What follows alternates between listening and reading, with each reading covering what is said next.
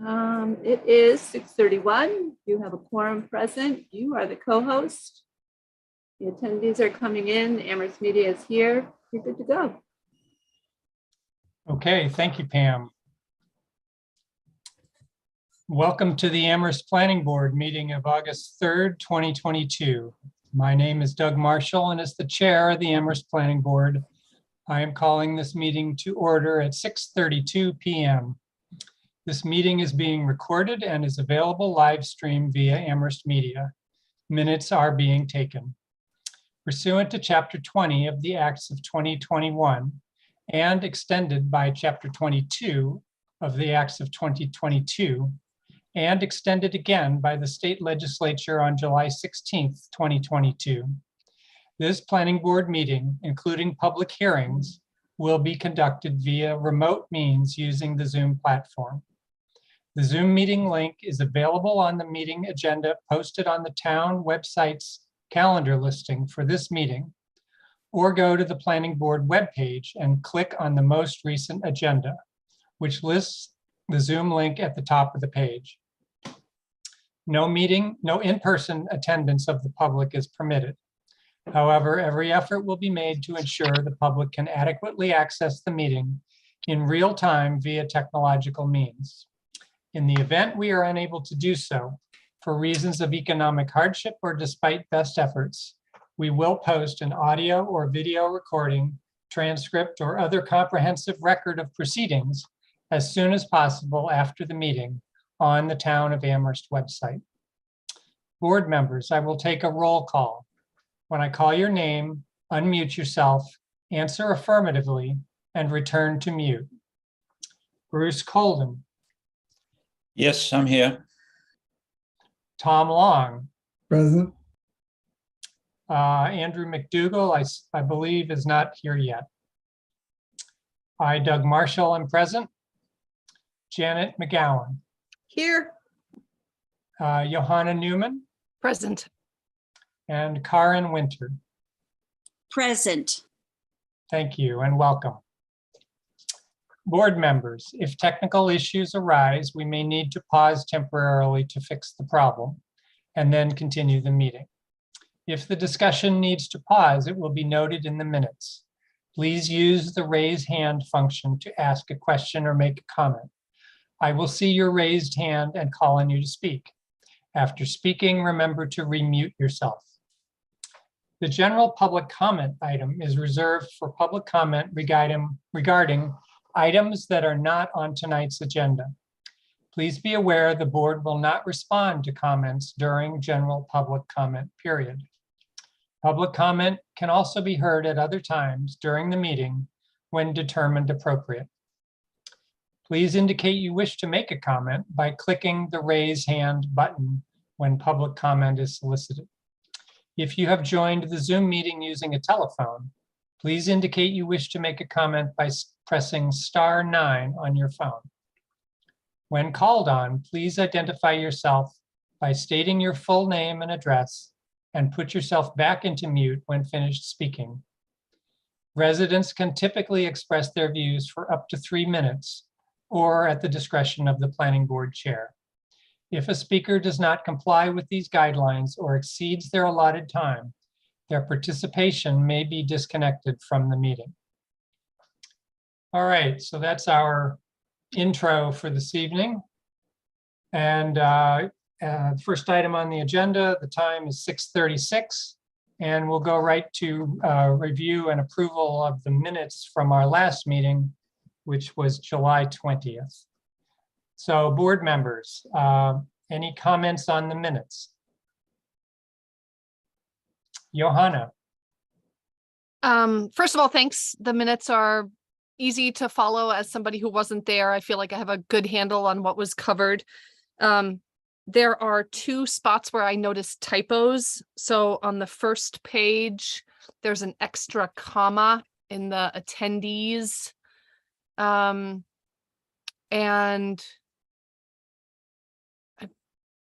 then, so, you know, at 6, like after Ms. Winter, there's an extra comma, and then the word town council is misspelled on pages 5 and 6. But other than that, I think these minutes look really good. And Doug, if we're ready, I'd be happy to move to approve them. Well, I'm going to ask you where the extra comment is, because are you talking about on the first page under present? On the first page at 6:34 p.m., the second line, open the meeting and determine what we'll call okay. that. Do you see it? No. No, both of those commas look appropriate to me. The after Ms. Winter? Yeah, Yeah. well, it's a clause The clause. with the Oh exception my gosh, you're of- right. Yep. Okay, that one is rescinded. So then it's just the homonym of council and council on pages 5 and 6. 5 and 6, okay.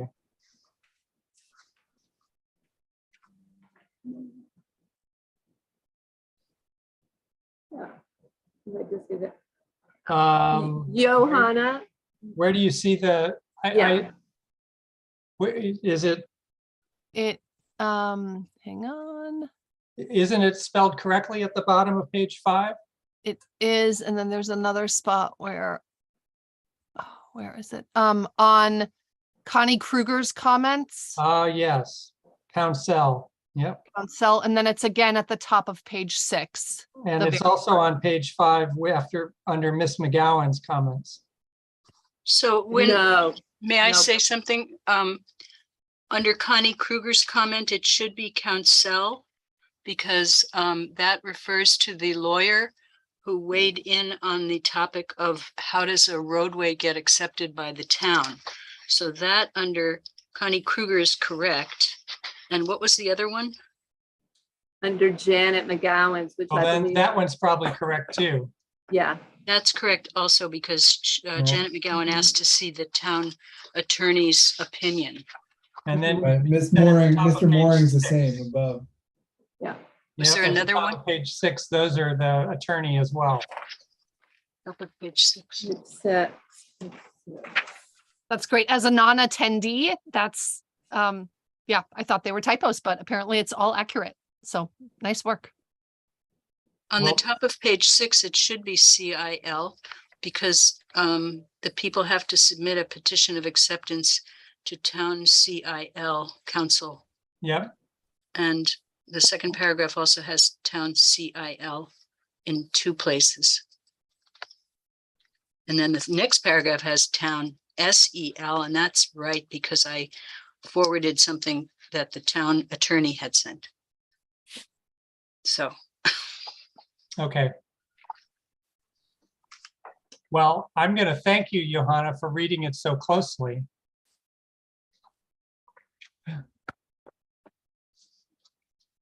All right, so Chris, I see your hand up. Do you want to say anything else? yes, I was wondering if people didn't have a chance to see the latest version of the minutes, which went out this afternoon. I wanted to ask Pam if she would bring up the minutes. People may have seen the one that was in the packet. And Janet emailed me, I think it was yesterday, pointing out a few things that she felt needed to be corrected. So I did correct them. And the first one is on page 3. And it is under Hilda Greenbaum's comments where she was commenting about students in North Amherst, and many students rather than any students was the correct terminology. And then moving down the page, Mr. Marshall said that he wanted a chart to describe the changes that were being proposed to make Article 14 a permanent situation. So there was some back and forth. I came up with what I thought was a version, and I sent it out to Doug to see if he agreed with that version. And he didn't think he had been as specific as I made it sound. So I revised it again to say that Doug Marshall would like a chart with the 5 categories of uses. And he would like the chart to contain how these uses are approved now and how they are proposed to be changed. And then Janet wanted a more full explanation of how that would be done. And so in brackets, because that wasn't really said at the meeting, but it was in my head, I laid out a pathway to create this chart, and this is going to help my staff in creating the chart. And I think it's a reasonable summary of the steps that need to be taken. And since I had it on the top of my mind, I just included it in brackets, indicating that it wasn't actually said at the planning board meeting, but this is what planning staff understood would be needed. So I hope that you all think this is okay. And there was one more change, which was to on page 7 under new business. We were talking about the scope of work for a consultant to help us determine whether the parking garage could hold another story. And I believe that I did say that we would also be assessing other sites for a parking garage, as well as the Boltwood garage. And that would be, planning staff would be doing that, not the consultant. So those are the changes that that we've made since you received your packets. Thank you, Chris. Bruce, I see your hand. Just to say, Doug, that I like what Christine has done, adding something in parentheses. I wonder whether a useful convention for doing that might be to put the text in italics as well as putting it in parentheses, so that it's very clear then that it's different. It's just a thought. I think we'd be happy to do that. Great. Thank you, Bruce. Janet. Thank you for doing that, Chris. I know we had made a bunch of comments about what we'd like to see in the chart, so it was kind of confusing.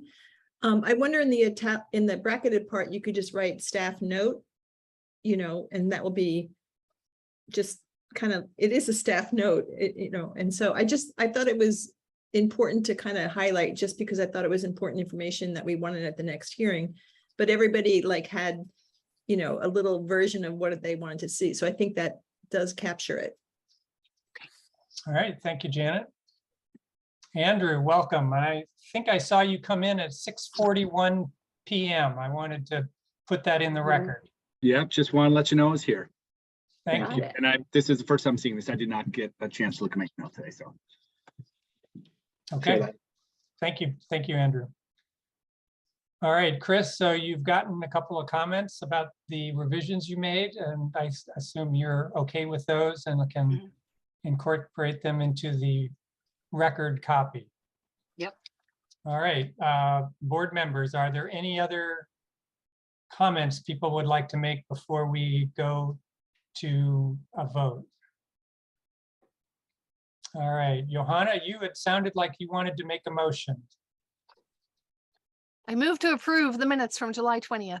Move to approve. Thank you very much. Janet, is that your second? Yes. Peace symbol second. Okay, all right. Thank you both. Okay, we'll go right to the roll call vote. Have a new list of participants. Bruce, you are muted. Still muted.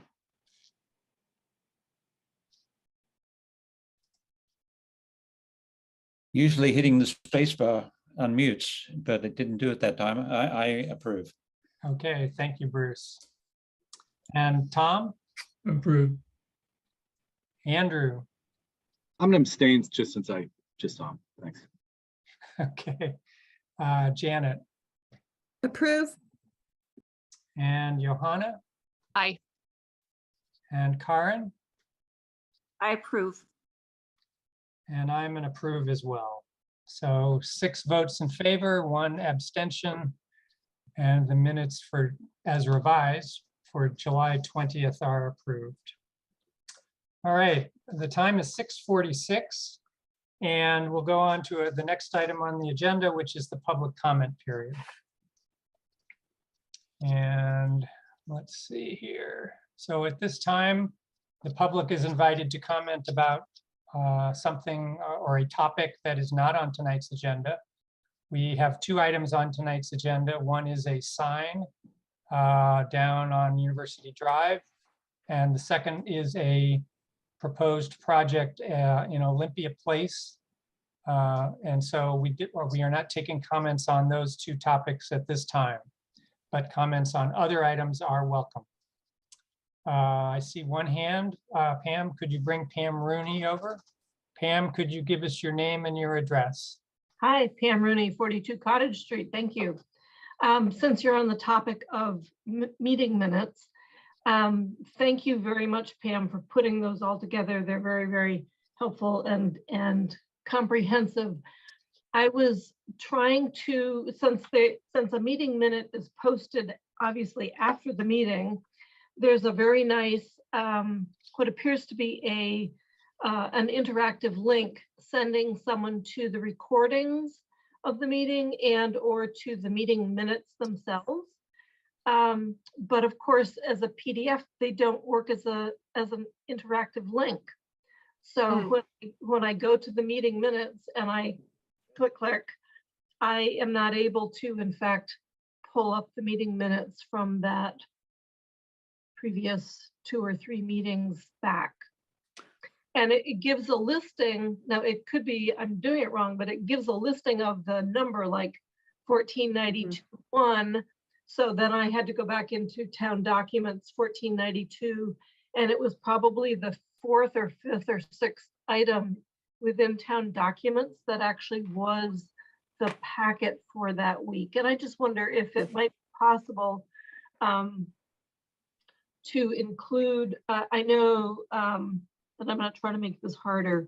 I know that for several of the council committees, there's actually a listing of the items that are in a packet for that evening to give, so you could quickly scan through and say, oh yeah, that's the Archipelago, 11 East Pleasant Street hearing, just as a kind of an easy reference. So give it some thought, and maybe that it could be worked out, that it makes it a little bit easier for folks trying to track things. Thanks. Yeah, thank you. We've worked really hard on those links. Are you finding that consistently they're not working for you? Oops. Am I still on? Yeah, Yes, you are. yeah. I thought I had muted myself back. I just went to the ones that were presented for this week. Okay. And I guess because it was a PDF maybe, and it wasn't opening for me. That's interesting. Thank you for letting us know.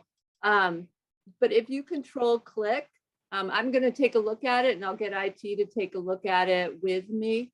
So thanks for bringing that to our attention for this one. With IT, things can work, and then all of a sudden there can be an oops, like a little flaw. So thank you for letting me know, and we'll take a look at it. Okay, thank you, Pam. And Absolutely. I'll try it with other meeting minutes as well, just to see if maybe I'm the one that's not working. It could be. We'll see. We'll check it out. Thank you. Okay, thank you. Okay, I don't see any. Yes, Janet? I wonder if I could chime in that people have complained to me about that problem where they haven't been able to get to the packet through the link. And I should have told you earlier. Sometimes I just send them the packet. Okay. All right. Thank you, Janet. All right, I don't see any other hands from the attendees of the public. So I will assume that we are done with public comment period. Yeah. All right, the time now is 6:51. And I know that the next item on the agenda is the public hearing for Archipelago Investments Project. However, we received a request from the folks who are representing Papa John's to go on to the signage review for their restaurant over at 181 University Drive. So I wondered, do any board members object to going to the signage before we go to the Archipelago project? Okay, I don't see any hands raised, so we will do that. So the time now is 6:51, and we'll go to item 4, This is SPR 2005-00001, Amherst Shopping Center, Big Y Plaza. And this is a, let me see if I've got the text for this. I do not. So yeah, this is just a review of the signage for the new Papa John's restaurant in the mall or the shopping center. Chris, do you want to introduce this? Yes, I would like to. There were two references to approvals for this site, the Big Y Shopping Center. The first one was in, I think it was 1985. And then this latest one was 2005. And both of them contained a condition that signs for this Big Y Plaza would come back to the planning board for review and approval before they're installed. So that's what this is all about. So Papa John's is putting in a new store where Supercuts used to be, which that was like a barber shop. And now they're proposing to have a restaurant there. And they want to put a sign over the door of the restaurant. And they also want to put a sign on that big monument sign that is a freestanding sign out in the parking lot. And we have Rosalind Holderfield here tonight to describe the signs to us. And she's from the sign manufacturer. Okay, thanks, Chris, and welcome, Rosalind. Hi, good evening. How's everyone? Very well. Good. So do you want to show us some images? Yes, let me see if I can screen share.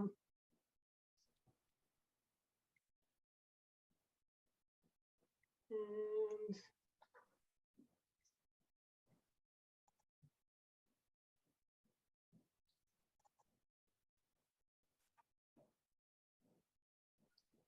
Okay, Rosalind, we can see your email at the oh, moment. I'm So you may need to select a different screen or move we the go. images. Now we can see your desktop. There you go. okay. There we go. Good. All There you right. go. Took me a minute, I apologize. All right, so this is a bird's eye view of the shopping center, and it shows where our proposal for the Papa John's is going to be, and then where the existing monument sign is going. We are going to be taking over the old Supercuts, okay? And we're proposing to add a Papa John's, better ingredients, better pizza sign that is comparable to what the Supercuts used to have up there. Our building height up to the bottom of the cornice is about 13.9. So actually there's probably about another 8 or 12 inches there.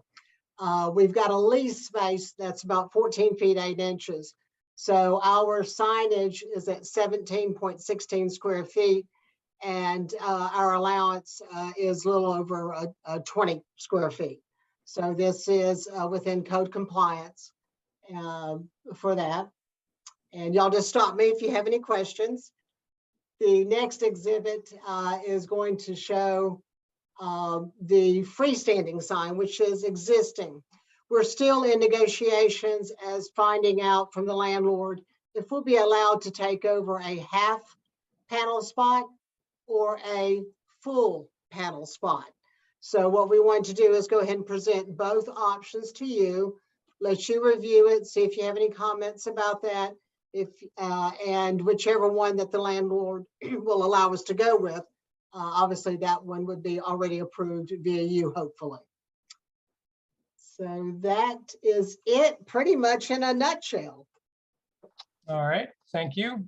Yes. Is there any lighting integral with either of these signs? Yes, sir. So the Papa John's will all be internally illuminated, and that is via LED illumination. The freestanding signs, whatever illumination is currently for that sign, this sign will also illuminate at night. All right, thank you. Board members, any questions on these proposals?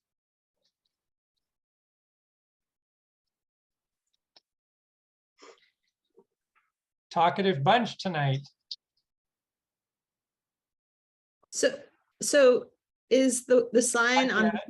oh, sorry, is the sign on the freestanding one inside within our code requirements? I know we have a lot of detailed sign requirements that I haven't memorized in any way. So I'm unsure if there's any restrictions as far as our size. We would be taking over what the Supercuts used to have in this exhibit here. Okay, Right. so it'd be matching up what was pre-existing before. This one, obviously, we would be taking over a full space. So we're not encroaching or increasing the physical structure of the sign, nor that particular panel. Right. Chris, I see your hand. Did you want to comment on this? Yes, I wanted to comment that the monument sign as a whole was approved by the planning board when they approved the Big Y Plaza. But figuring out exactly whose names are going to go in those slots is really up to the people who own the plaza to have a conversation with their new tenants and figure out how big a sign should be there. So there aren't any regulations, as Janet asked for. Yes. Okay, thank you. All right, any other comments or questions from board members? All right. Chris, do we need to vote on this, or is there any action, other action needed? I would like you to vote on it, if you would. Yep. Okay. All right, Andrew. Motion to, excuse me, motion to approve the signage package. Thank you. Anybody want to go on record seconding? Tom? I'll I'll second. second. Oh, okay, fine. Thank you, Tom. Okay, any further discussion? Any comment from the public? I don't see any. All right, we'll go through another roll call vote. Bruce, Vote to approve. thank you. And Tom, Aye. Andrew, Aye. Janet, Aye. Johanna, Aye. and Karen. That looked like an aye, but you were muted. Aye. Thank you. And I'm an aye as well. The vote is unanimously in favor. Great. Thank you so much. It was a pleasure. May I make a request? Sure. I believe that the images that Ms. Holderfield showed tonight had dimensions on them that I don't think I have. So I just would ask her to forward those images to me so that I have the exact images that you approved. Okay, Yes, ma'am. Be happy thank to. you. All right. Thank you. Thank you. Have a good evening. Okay, at this time, we'll go on to our next, or really the previous item in the agenda. Number 3. The time now is 7 o'clock. So this is a joint public hearing, and I'll read the intro. In accordance with the provisions of Mass General Law, Chapter 40A, this joint public hearing has been duly advertised and notice thereof has been posted and is being held for the purpose of providing the opportunity for interested citizens to be heard regarding Site Plan Review 2023-01 and Special Permit 2023-01, both with Archipelago Investments LLC, 47 Olympia Drive. This is a joint public hearing to request site plan review approval under section 3.326 of the zoning bylaw to construct a private apartment style dormitory with 68 dwelling units and associated interior and exterior spaces and associated site improvements, including waiver of on-site parking requirements and a special permit to modify maximum building coverage and height requirements under section 6, table 3, footnote A of the zoning bylaw. Parcel is on map 8D, parcel number 18 in the RF zoning district. So we'll start by seeing if there are any board disclosures. Okay, so I am actually going to make a disclosure. I obviously work for University of Massachusetts, and I believe that I can be fair and impartial in my deliberations with you all, but I wanted to put that on the record. And I have submitted the disclosure form to the town council president and to the town manager as required by the state law. So with that, I guess we have the disclosures completed. All right. Chris, I don't see, oh, there's your image. Do you want to introduce this at all, or should we go right to Mr. Wilson? Why don't we go right to Mr. Wilson, and also you might, I don't know if he wants to bring in Dave Williams as well, because Dave is a kind of partner on this project. I'm trying to, Chris, and I can't, I don't know what's going on if he's on the telephone. Okay, one has come over. You brought him in, Pam. He's here. He's listed twice. So Kyle, can you shed any light on that for me? There he is. There he is. Okay, there he is. Yay. Anybody else, Mr. Wilson? Okay, it looked like he said no. Gotcha. No, thank you. Gotcha. Okay, Kyle and Dave, I guess it's your show to go ahead and share your slides. Great, thank you. I will share the screen to get started.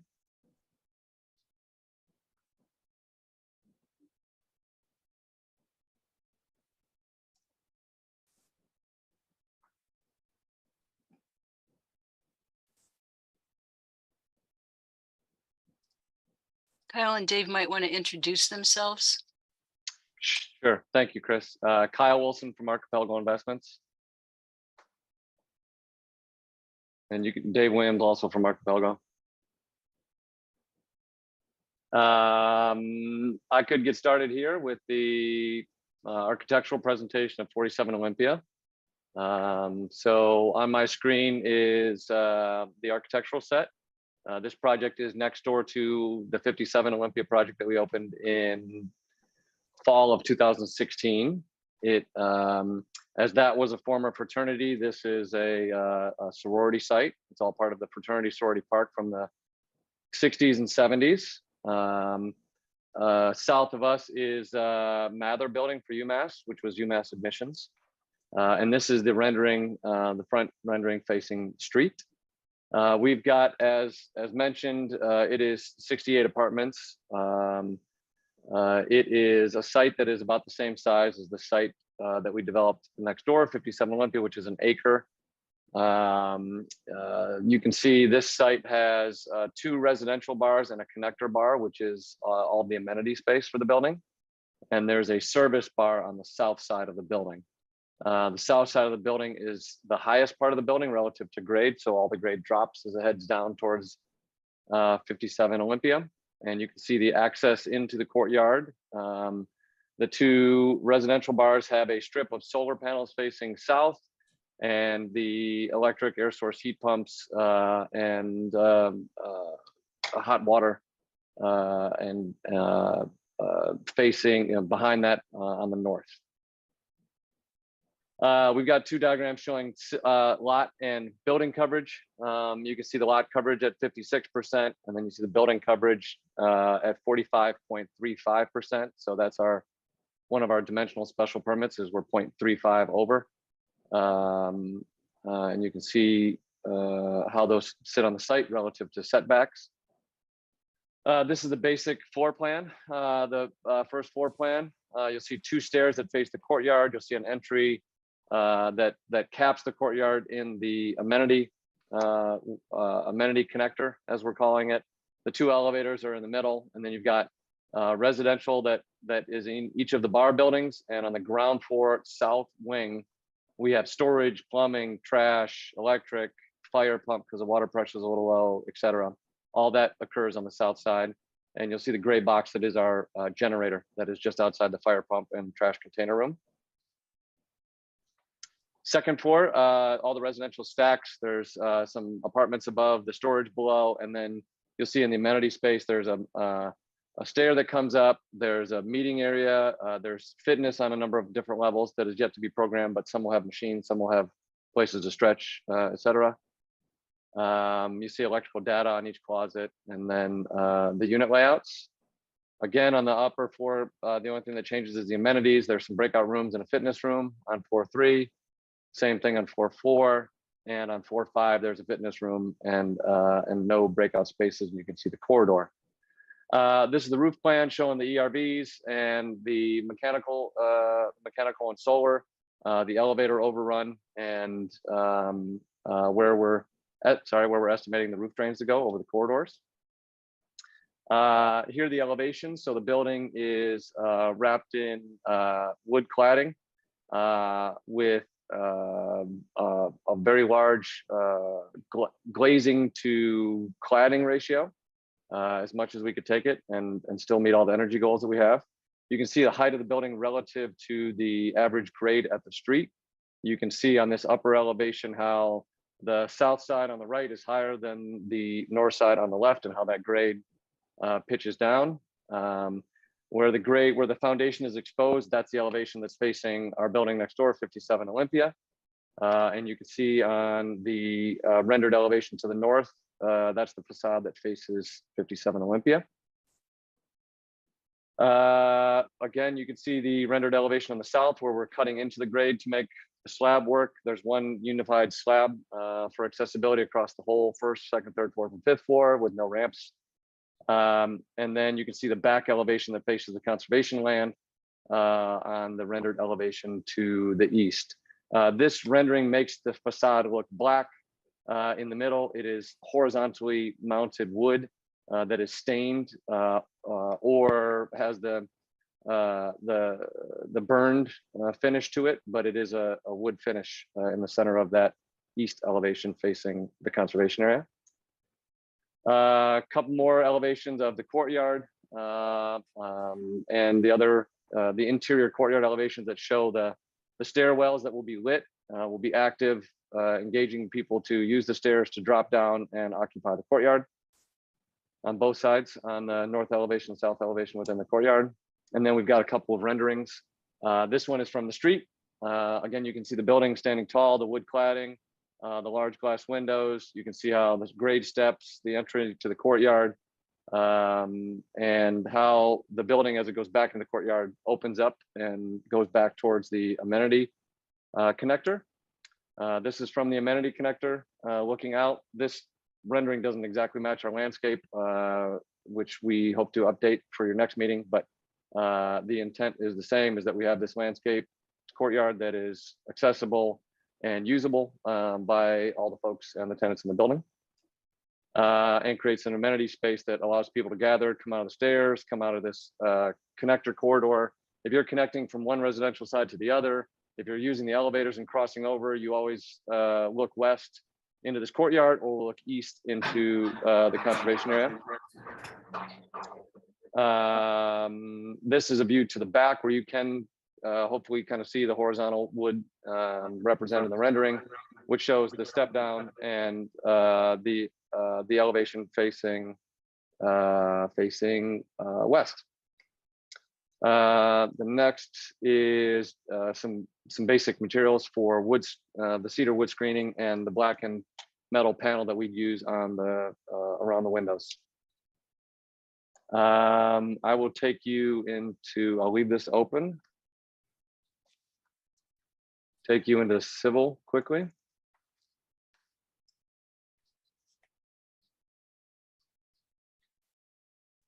Existing conditions from SVE. So this is the existing Chi Omega sorority that sits on the site. This is the parking across the street. To the north is our 57 Olympia Drive building with the bus stop, and then the parking to the northwest. You can see, and we can discuss this, you can see the wetland location as it relates to 57 Olympia that we previously developed, and as it relates to this building. You can see that 50-foot buffer just touches the northeast corner of this property. The 100-foot buffer comes in about 55 feet, much less in both cases than the building before. This is the site plan showing where that building sits. That building does go into the 100-foot buffer, but does not go into the 50-foot buffer as 57 Olympia did. Shows the site, the paving layout, and some of the grading challenges that we're looking to meet and make work on the site. Again, some additional topo to show how we're dealing with the stormwater and making all the grades work. Don't need to get too far into this. Some of the more civil and stormwater issues, and then some of the ways we're dealing with retaining the stormwater on site. And then I wanted to show you a couple more, not the least necessarily. I did want to discuss parking, and I wanted to show this image here. So these are a couple of Google images of the site. So this is looking towards the site past the Mather building. And you can see 57 Olympia in the background. You can see the parking spaces that are along Mather Drive on the left-hand side of the page here. Looking up from 57 Olympia, past the transformer that is on the 47 Olympia site, you can see how the one-way street comes down the hill towards 57 Olympia. And then this is the view above, showing Mather in the center, showing 57 Olympia, and between that would be 47 Olympia. And this shows the overall layout of the previous fraternity sorority park, which has Olympia Drive, Authority Way, Mather, and the sites that are used and deeded for parking and recreation. And then I want to show this, which we presented a while back, back in 2014, about 57 Olympia, and it's the same for 47 Olympia. These are the 1, 2, 3, 4, 5 sites that are used for parking right now, an approximate number of spaces that are used there, its location relative to 47 and 57 Olympia, and how they lay out in this previously developed fraternity sorority park location. I think with that, I wanted to actually, let me pull up landscape real. I'll come back to landscape because that represents the renderings rather than the plans above. So if there's landscape questions, we can refer to that. I know we still have some lighting and photometric plans to update, so that'll be a part of it. But I think with that, I'd like to open it up to questions and do more answering and less talking. All right, thank you, Kyle. Thank you. Chris, I noticed in the development application report that you mentioned there were a number of town individuals and entities who had not commented on this yet. Is it your expectation that we will continue this hearing this evening until we have all that information? That is my recommendation, that you continue the public hearing until you hear from the town engineer, the fire department, and the Conservation Commission. Okay, so so I'm going to kind of consider this hearing, this discussion this evening as basically an introduction to the project for us to get familiar with it and ask whatever initial questions we have. And then we'll continue when we have more information from the town bodies, and we may come back with additional questions at the later meetings. All right, so Kyle, okay, Johanna, why don't you go ahead? Sure. Thanks, Doug. Kyle, this is really exciting. There are a lot of elements of this that I think are really just elegant and beautiful. I feel like I'm a old dog, but I have 2 questions. So I'm excited that you have solar on site. I'm curious what % of the building's projected electricity usage actually will be produced on site. And then I'm also curious about whether there are other fuel sources besides electricity. Because I know at some of the projects downtown, there was a need to be hooked up to gas for the kind of peak in water heating. And I wanted to just see if that was going to be the case with this site as well, or whether you've managed to figure out a way to do it using all electricity. Sure. And thank you. One of the things I did leave out is the construction type of this building is a hybrid mass timber. We're going to do panelized wood walls, which are little sticks, and then we're going to do pre-manufactured CLT decking for the floor system. The connector itself will be more of a traditional post and beams, heavy timber, mass timber building. So with that and the mechanicals, all the heating and cooling for our buildings is all electric already. The domestic hot water has been the lag on that.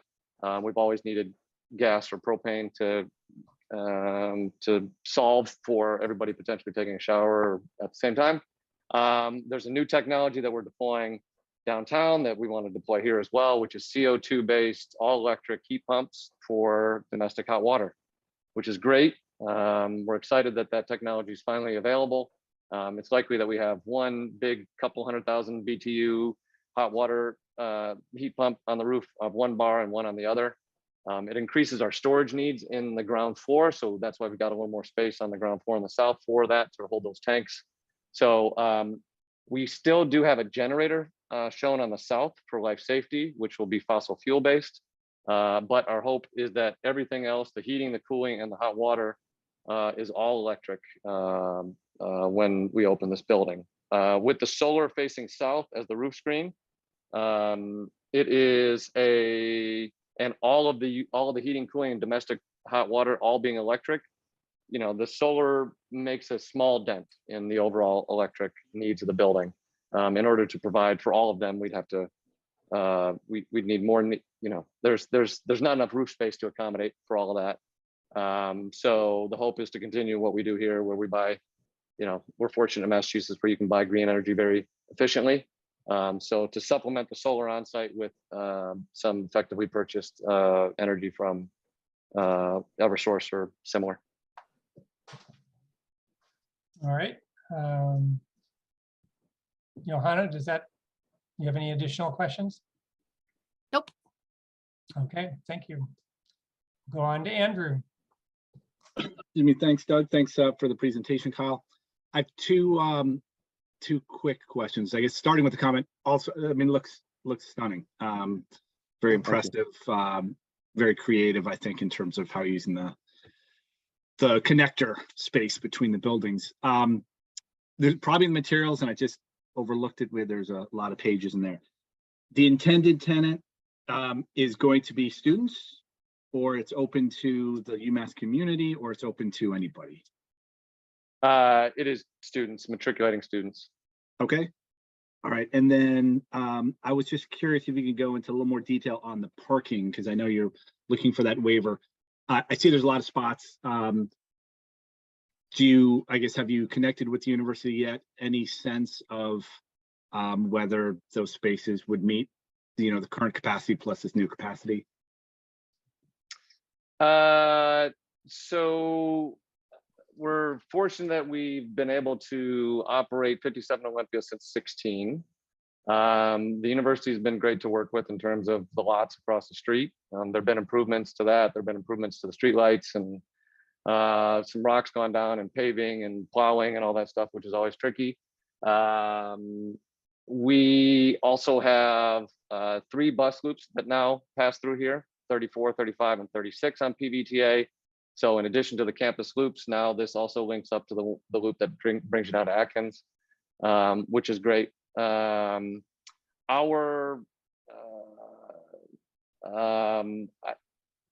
sense is we have had no problems with the parking here whatsoever.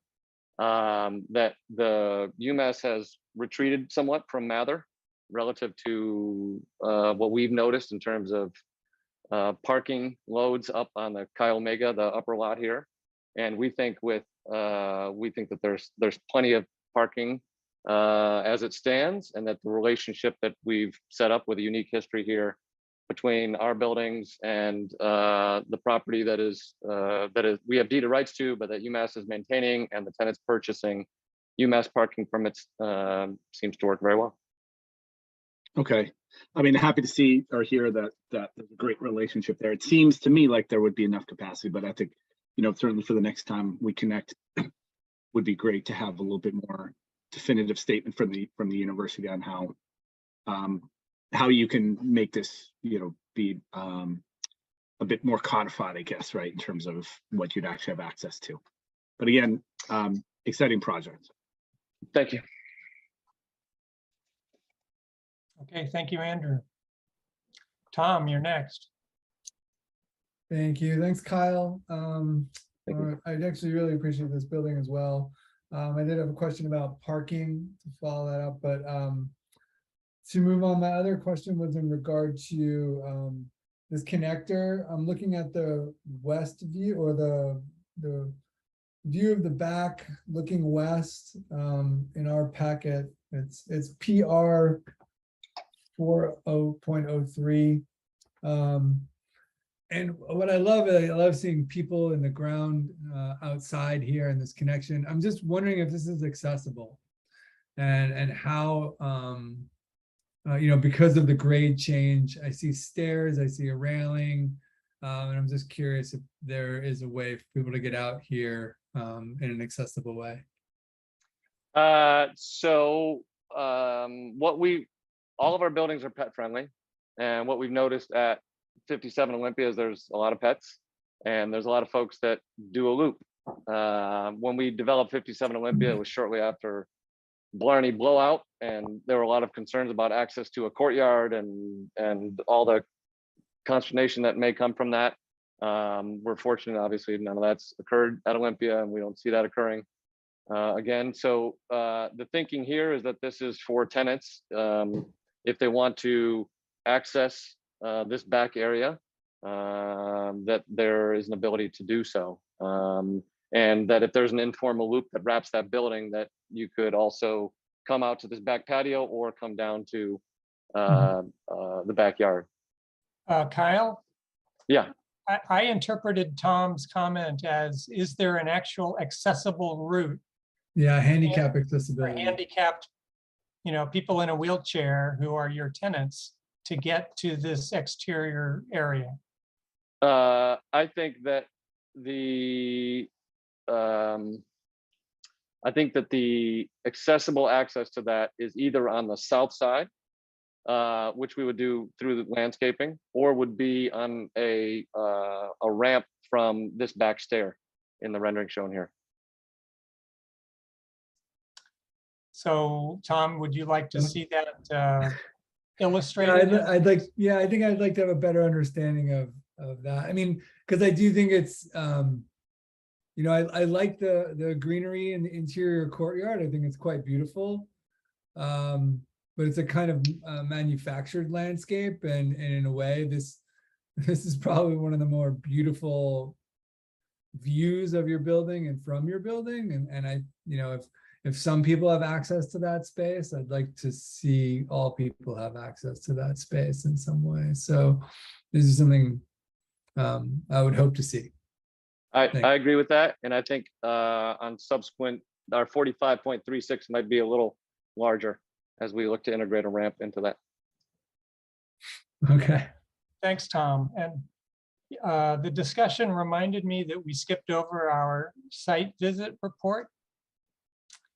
And I know that Bruce and Janet and I were at the site visit yesterday. I don't think I missed anybody else who was there. Bruce or Janet, do either of you want to give the overview of the site visit report?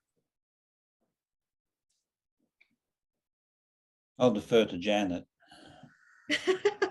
I was just about to nominate Bruce. I thought this backyard was more sloping, so I was kind of hoping somebody could jump in on that. But so we did visit the site yesterday, and the first thing that was noted was that the address of, I think it's 47 Olympia Drive, the building is actually on Mather Drive, and so a lot of us were in the wrong place for a while trying to get to that, and so I was hoping that would be remedied some way, but that's not a site visit. We saw the old building, which was kind of very 80s looking.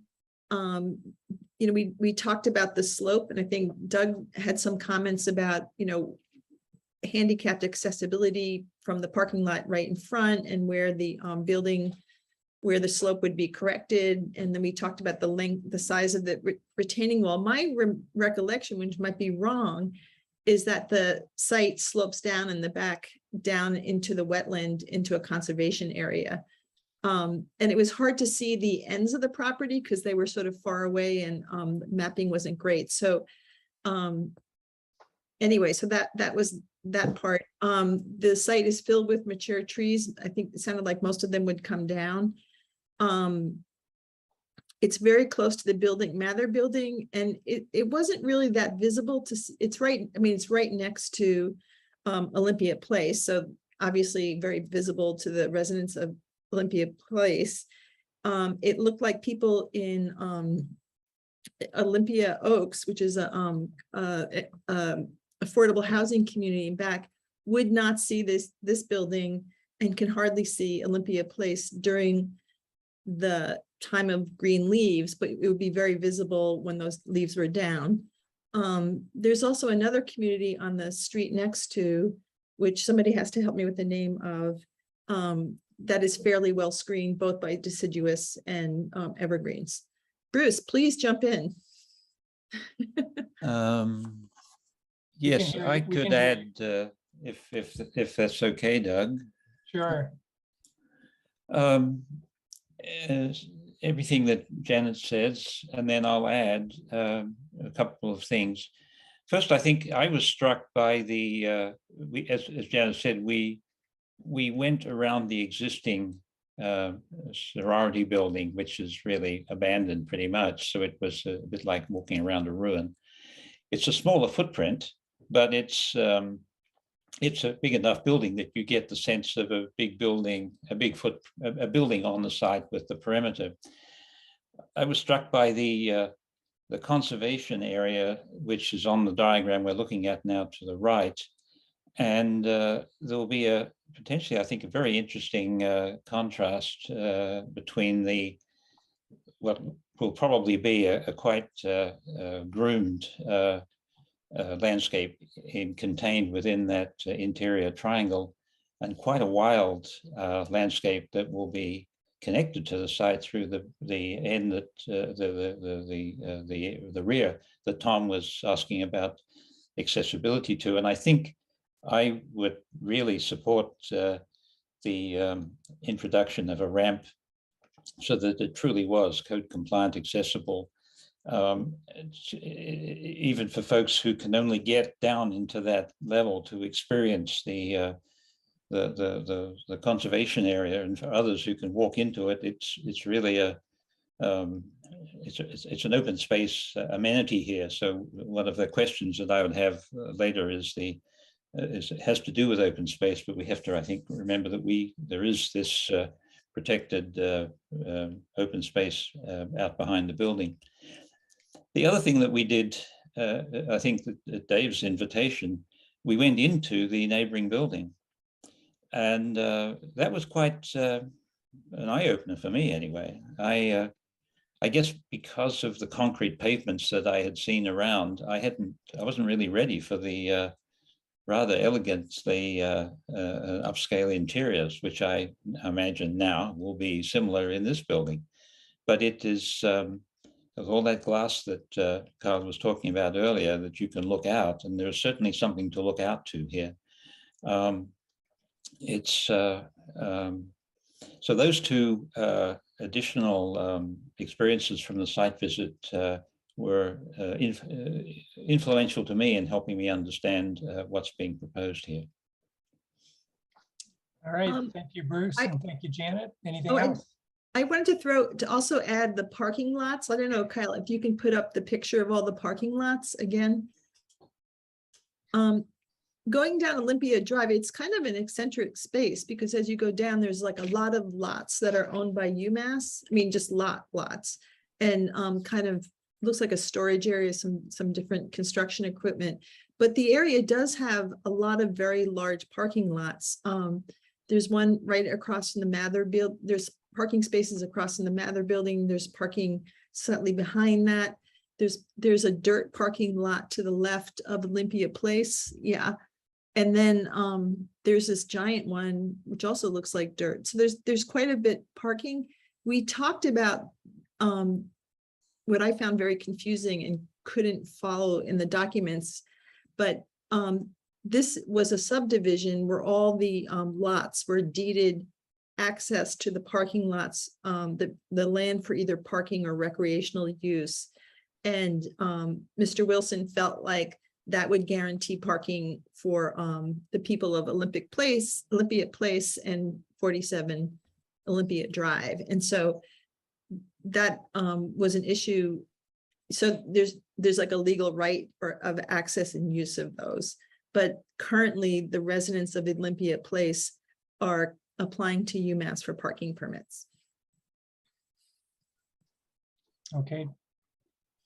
Thank you, Janet, and thank you, Bruce. I think you covered everything, and I really don't have anything to add. Bruce, you had your hand up next with another comment, I think, or a question. I've got some questions, Doug. I think Johanna asked whether there was fossil fuels on site, and Kyle said both yesterday evening and a moment ago that the answer was yes, but it wasn't clear whether that was gas or whether it was diesel or some what was going to power the generator. I think we understand correctly that the only device that will be fossil fuel powered or energized will be the generator. Is that a diesel or a gas? What are we storage-wise? What are we dealing with? So it's the first time I've done a generator that would be the only fossil fuel fired device. So previously it's always been propane, which we'd like to maintain. I don't know if that's a 100-gallon propane tank or 1,000. I can't imagine it's 1,000 because we only have 2,000 for all of Olympia next door. Yeah. So I'd like it to be propane. I haven't done all the numbers to make sure that it doesn't turn into a diesel generator, but our intent would be to make it propane. Thank you. The next question has to do with the height. You're asking for a height waiver, and the image that was put on when Tom was asking his question about accessibility to the rear, that and the diagrams, it seemed to me that you're only asking for 1'8", a waiver for an additional 1'8" of height. And it seems to me, we can see this from this diagram where in the bottom left-hand corner, there's about 10 feet of exposed wall at the back. And my guess is that you could grade this building to make it comply, but that would mean diminishing the utility of that back space that we all, I think, are feeling is potentially quite a lovely place. So would I be right in understanding that the 1'8" of additional height would be mostly or entirely due to wanting to maintain a relatively level area at the back and not put a grade in that would maybe comply with the height restrictions, but render the rear of the site, well, not useless, but it would subvert it would impede the general utility of the rear of the site? Yes, and I think you've got it exactly. And I think making sure that that courtyard also doesn't become a pond as we drop down to a lower slab height that would lower the ceiling height. With the CLT members, we are going to have some intermediate beams in some way, shape, or form. There is a thickness to the gypcrete that goes on the CLT deck, so we've got a little bit more of a force structure and structural entity that we're balancing. So we've got a 4-to-4 that accommodates the new mass timber framing, and then, like you said, once we make the grades work in the front, it creates a nice situation in the back that we'd obviously like to maintain. So broadly, I'm going to, it sounds like I'll be correct in understanding that the additional 1'8" of height gets us a more usable rear area abutting the conservation. And it sounds also like it is enabling a rather well, I like it. This CLT, the cross-laminated timber technology, and the advent of that is pretty much the only regret I have from retiring when I did, that I didn't get to build buildings using that technology, which I've seen in other countries and chased after, but it's really lovely. And that leads to my next question, which is this cross-laminated timber that's going to be used for the floor decks, is the timber going to be exposed as a ceiling in the floors below, or are you going to put some kind of acoustic tile and cover it up? The goal is to do all the acoustics from above and expose the wood from below. So there's like 4 inches of gypcrete that go on top of these, and then but you'll see the wood from within the unit at your ceiling. Yeah, well, the gypcrete is going to give you the structure borne noise separation from one floor to the next, which sounds like you've really got a good solid system there. And the airborne noise will be, you won't need to put acoustic tiles in, which is, so you'll be able to see the wood is what I'm after. And it sounds like that's what you're trying to do. And yeah, that's all to the good as far as I can see. As much as we can expose, we will, even in stairwells, if we're able to make the code work. Good. Okay. There's a question that has been posed by the staff that we might wish to inquire about your plans so far as bicycles are concerned. So what provision, what support of bicycles of people who want to, because how many people here? We've got 68 rooms. 230 tenants. So 230 bicycles. If you got room for 230 bicycles? We do not have room for 230 bicycles. Well, let's look back from there. Yep. I think we have to look at that. We have to figure out where we can accommodate that. What we've seen at Olympia is there is some use on the bikes that are stored on the north side of the property. And we, I think for our next visit to you, are going to look at that either on the south side or on the north side of the residential bars. I think I'll stop there for the moment. Finally, the traffic impact study, you're asking for a waiver of that. Is that because the traffic impact study that was done, what, 6 years ago is considered to be current? No, I think that obviously the traffic and the parking are all part and parcel of the same conversation. I think it's part of a recognition that we've got a history of a very similar project next door, and that we haven't seen any traffic or parking issues as a result of that being in operation for 6 years. But that being said, Van Ass Associates, who did the last one, I've talked to Sean. He'd be willing to do another one if we saw fit. Okay. All right. I'll pass. I'll stop for the moment. All right. Thanks, Bruce. Andrew, I see your hand, but I had a couple comments related to the height, and thought this would be a good thing to follow up on right after Bruce.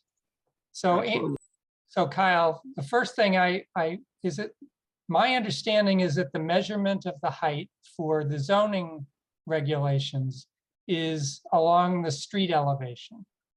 Correct. So what is done in the back of the building, whether that's graded or filled or sloped or stepped or whatever, really has no effect on the measurement of the average height along the street.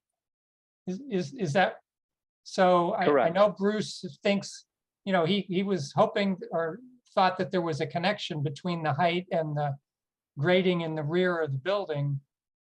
I guess I view that as kind of a tenuous relationship. I mean, you could drop the front of the building in order to lessen the slopes at the back, I guess, and that would reduce the height. Yeah, and I think to Bruce's point, the elevation as it relates to the conservation in the back is not negative, it's positive, I think. So it's a positive thing. We wanted to show this line all the way through the back so we could discuss the front and the back together, and show the average street at the street, because there is a bunch of pitch, a couple of feet difference from one side to the other.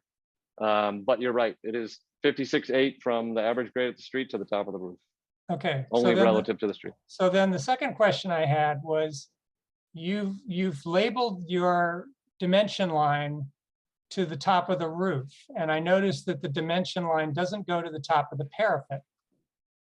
So is there in fact a parapet of, I don't know, 2 or 3 feet or something, 18 inches at least around the building? Because if you blew up your rendering, it looks like that dimension line stops short of the parapet. So Yes, this goes to the roof rather than top of parapet. Okay. And there is a parapet above this. So I guess I'm going to have to defer to Chris as to whether, when we measure the height of the building along the street, whether we're measuring to the parapet or to the roof. And I gather it's your interpretation, at least, that it is the roof? Correct, that's my interpretation. Okay. That's my interpretation as well. That it Okay, goes to the great. top of the roof. and not the So it parapet. really wouldn't matter how high the parapet was. If we could have a 10-foot parapet around this building and it wouldn't affect the dimensional legality. I believe that is correct. Okay, all right, thank you. So those were my 2 comments about the height, and we'll go back to you, Andrew. Thanks, Doug. Excuse me. And mine's actually really, really quick and easy. Your renderings are, the photorealistic renderings are great. They're in really tight. I wonder if, for the next time, we could kind of zoom some of them out, especially given, the kind of striking architecture here and at 57, given there's also questions about height, maybe if we could get like a more of a zoom out and understand this a bit better in context would be a useful visual. Sure. Thanks. Good, Andrew. Janet.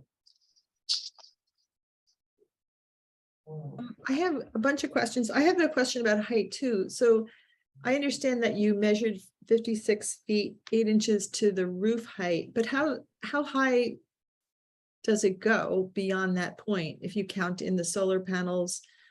I mean, how tall is that? I don't know. The roof, the elevator overrun is usually the tallest thing. One of the stairs has to go up the roof and extend beyond the roof plane. The height of the solar panels and that roof screen is just high enough to cover the mechanical system. So 4 or 5 feet from the roof rather than from the top of the parapet. Okay.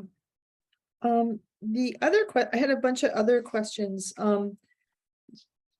One of them was about the space, like, what was common space and what isn't common space. Like during the site visit, you said that you're adding more common space. And I was wondering if that open terrace in the back would be shared by anybody. And the inner courtyard, would that be like group space? I think the tenants have access to the whole property. And then the intent is all this purple is shared common space. So you come in, there's reception on the right, on the left, turn to the right for the big stair. You can go out the back to the covered area. All of that is all publicly accessible to every tenant. And then all the upper floors connect basically the elevators to the northern bar, and obviously glass on both sides so you can see the courtyard and the conservation. Is there All accessible to everybody then. Is there an outdoor terrace or is it just, was that glassed in? Maybe I just missaw it. This covered porch is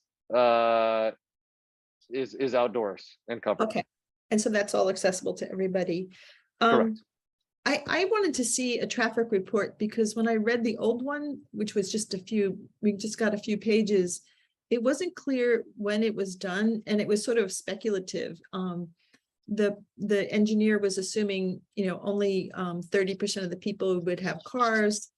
And that, obviously there's bus service and people would use that to get to UMass since everybody in the building is a student. What we've been learning in the planning board is that off-campus students, like when land management companies, property managers are assuming 1 car per bed, per student. And so I think that if we did a traffic report, and also looking at the parking, like how many parking permits do your tenants at Olympia Place have? How full the lots are now in, you know, say in September, we'll have a more accurate view of how many people own cars and how many trips are made. So I would look for the traffic report, because I think the world, I don't know if the world has changed, but I do know that, you know, most of us in the planning board understand that off-campus students have a lot of cars, despite our bus service. So I would like to see that. Are you going to have like substance-free floors? I've been reading through the old permit and findings from the Olympia Place, and I was wondering if you're doing similar stuff here. So the question's about substance-free floors. Mm-hmm. We have not gone that far into the management regarding substance-free floors. Do you have that in the Olympia Place? Everything's non-smoking. You know, the whole property. Substance-free, I can't tell you. Okay, I just read that in the old report.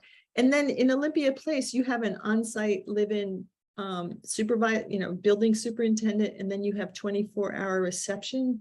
Although I was told by the receptionist that that's not true in the summer, since the building is quite empty. So Olympia Place has 2 people there all the time, usually. Is that correct? Olympia has a lot of staffing associated with it. I don't know how many there. I think when we walked in there for the site visit, you saw 2 of our staff that were there currently. I don't know the scheduling from Alex on that. But So, the intent here is that we don't have an on-site manager that lives here. We do have, obviously, since Olympia Place has been constructed, we've built a property management business that manages all of our properties. That I think we have a partner in Alex who has done an amazing job. And I think that we've got some scale now that we can continue to manage these things, as well as we've managed the ones that we built so far. okay, so I think you're saying that you do have 24-hour reception during the school year, and then somebody living there as a like superintendent or something. Is that right? Because I'm saying I don't have anybody at 47 Olympia living on site. And the intent is that the management here is that we would staff the reception as needed. And then we have 24/7 on-call management available for all of our properties. Okay, so there's not 24-hour people at the Olympia Place. Okay. Relative to 47 Olympia, there is not proposed 24/7 people at 47 Olympia. I'm sorry. I'm talking about the building you already have. Because that was in the map. I'm talking about the one that's before us today. Okay, so, all right. Anyway, so the reason I'm asking this question is just to figure out how your other building is operating. And I know that that was a requirement and a condition from the planning board, and as well as a requirement that they be all students. And so I have been struggling as the other planning board did, or a previous board, in the application report, is what is a private student dormitory versus private student apartment building. And so I have looked at dictionary definitions. I have talked to people who lived in the building. And I think that to me, if there's no, what distinguishes an apartment building filled with students like Aspen Chase and this, a student, private student dormitory would be supervision. And so I think most parents, like most dormitories on campus, have an RA. You might have a family living in the building, or some other adults with eyes on the students 24/7, and people who come into the building. And so I'm wondering, at Olympia Place, if you have that in place and the building is well run and quiet, that seems to fit the definition to me of a private student dormitory. If there is no supervision, I don't see why this would be any different from just an apartment building filled with students. And then I actually went as far to talk to the people at housing office about Birch Hall. And another thing complex you did at UMass, and they all like, some of them are just suites without kitchens and kind of like more conventional on-campus housing in the form of apartments or suites. So that is why I'm asking all these questions about Olympia Place, because it seems to me that that kind of supervision makes it a dormitory, and it actually makes it safer for students and people who are visitors. So I would love to know that the management plan for your other building is being implemented, since it seems so successful. And I would love to see 24-hour reception and someone living in the building in that, and make it into a dormitory, not just an apartment building. That's a long statement, but I think that's a really important issue that we need to grapple with, is how do we distinguish this from just an apartment building filled with students? And if you're in that category, your building has too many units. And I think none of us want you to be in that category. So I was asking for the substance-free floors, because I saw that. Can I give you my perspective on that phrase? Sure. I mean, I think we have to talk about it. Well, yeah, I guess we're gonna have to. I view this as a dormitory because it is limited to students who are enrolled or matriculated at a university, whereas the other projects that Archipelago has done, with the exception of that one next door, they are open to anyone that wants to rent from him. So the market pool is different.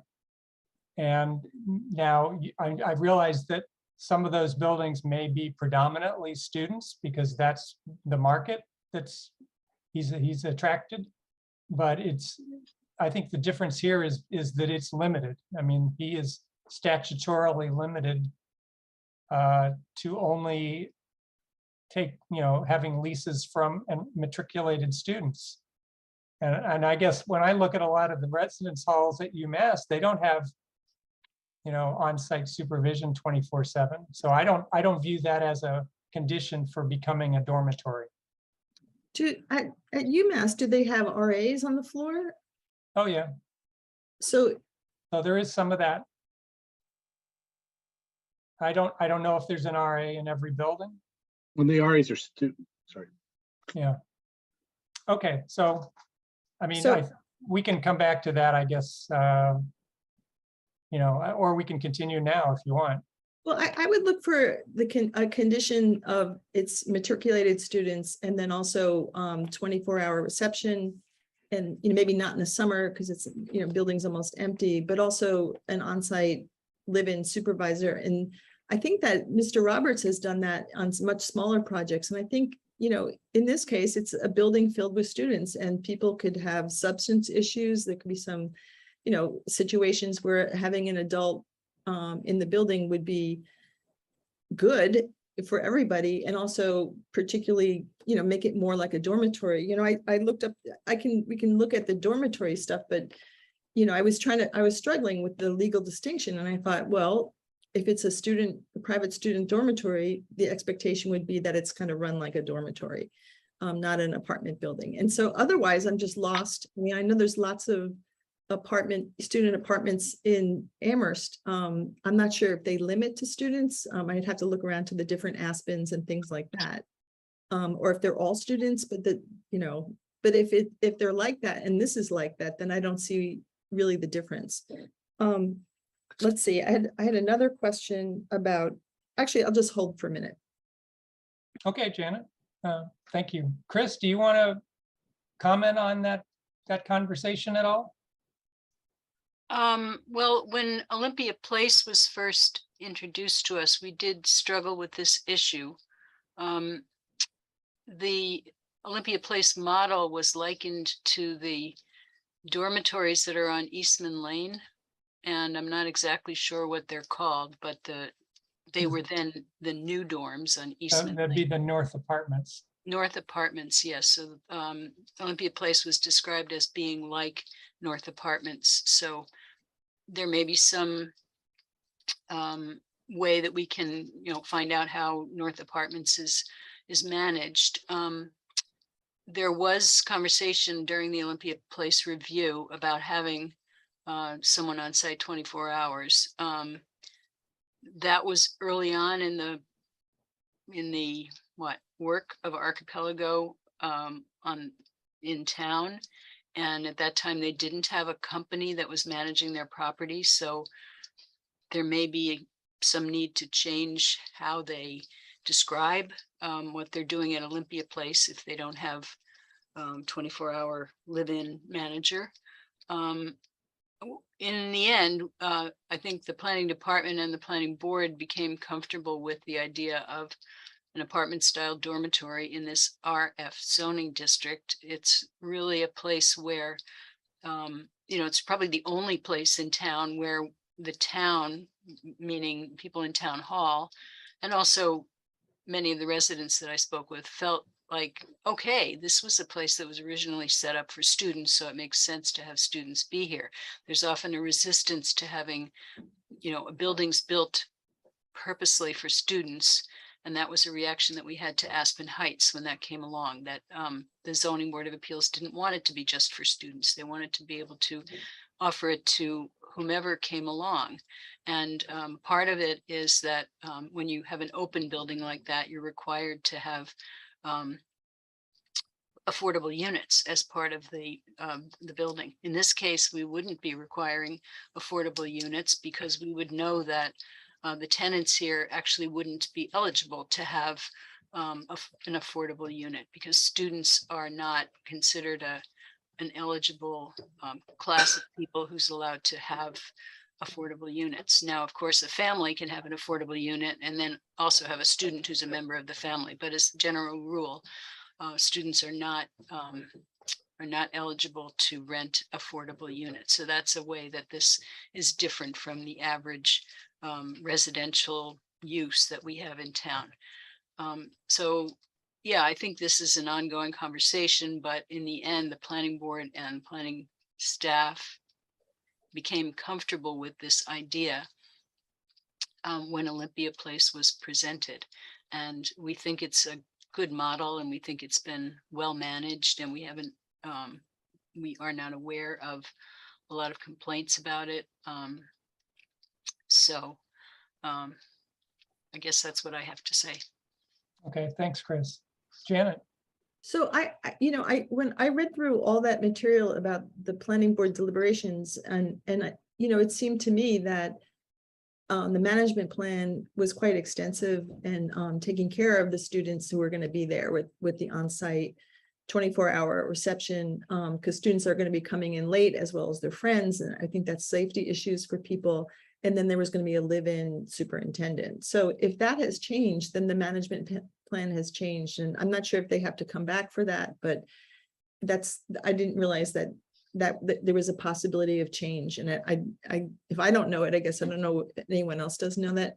Also, that leads to an issue, which is I would be really interested in the experiences of people who live near this project, like Olympia Oaks. And so, which is right down the way. And I know that Pathfinders runs that affordable housing community, which is actually quite lovely and filled with little kids and bicycles and trees, and cookouts and things. And I wondered, but notifying Pathfinders isn't really notifying the neighbors. So I would like to have the planning board, planning department, reach out to Pathfinders and just notify the neighbors that another building is going up, and if they have any comments about how things are working, what they would like to see.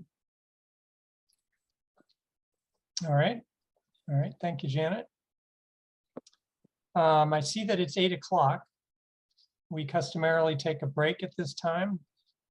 So unless anybody objects, I was thinking we would do that and then come back in another 5 minutes.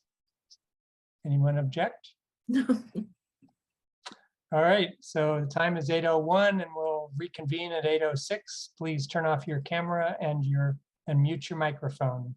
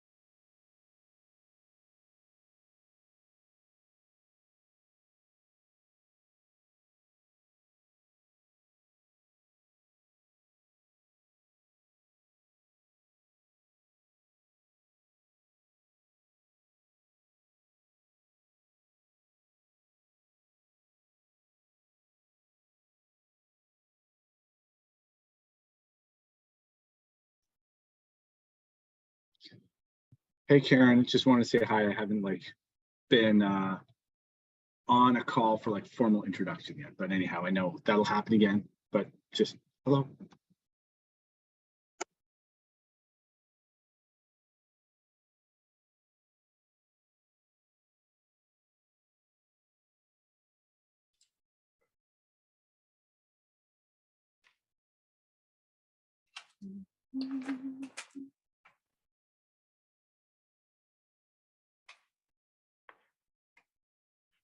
I apologize to Karen for not introducing you to everybody in the beginning of the meeting. I kind of feel comfortable with you now and I feel like everybody knows you, but that's not true.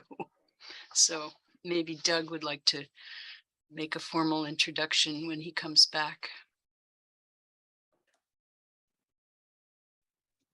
And sorry for the mispronunciation, Karen.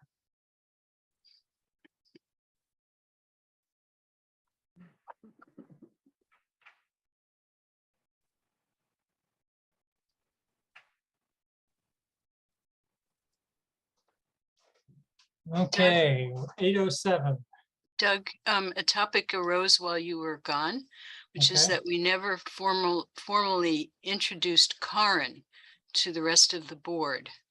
And so I wondered if you would like to do that now.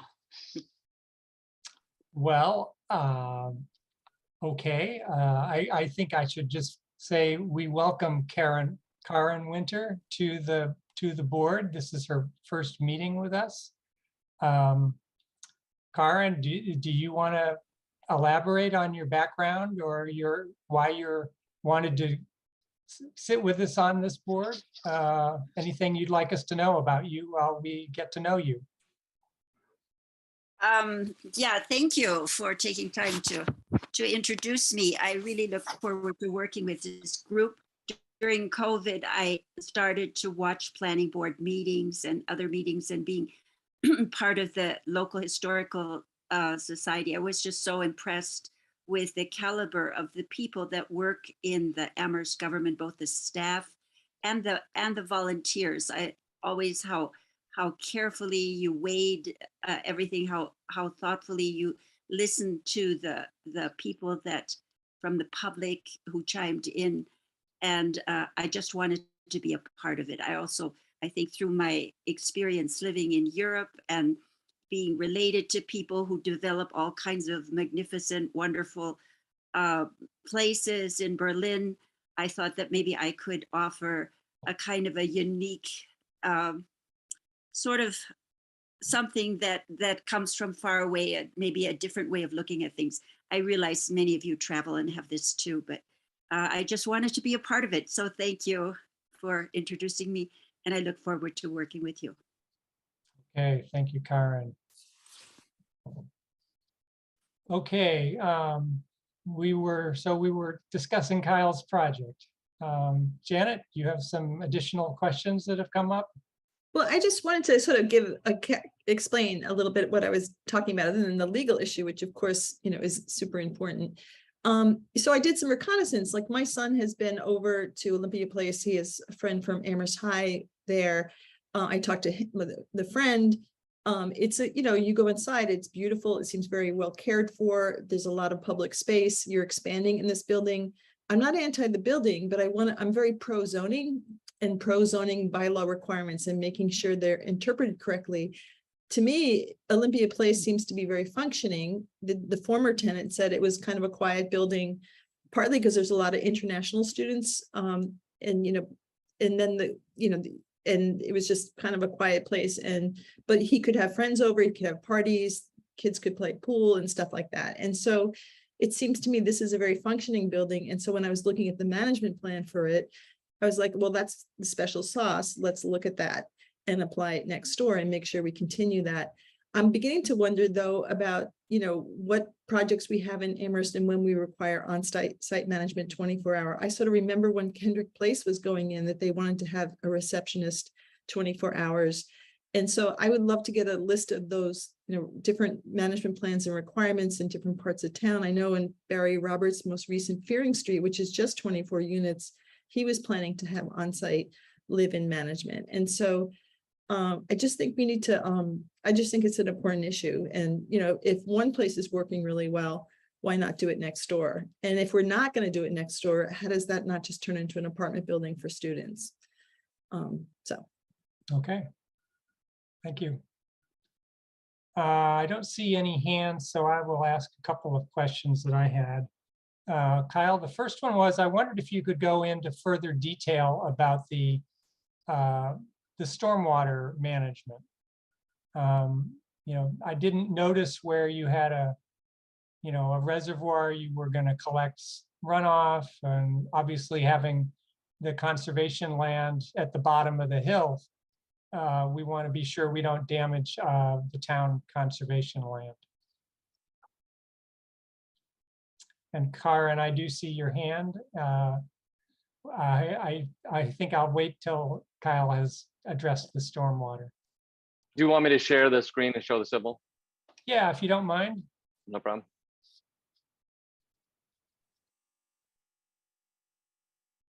Can you see that? Yeah. So this is sheet 4 of 6 on the civil, and it shows our the stormwater structures. So you can see that in the courtyard, making the grades work, we end up with piping. So we have low points 1, 2, 3, 4, 5 that come out to the street, and there is a structure that is out towards the street.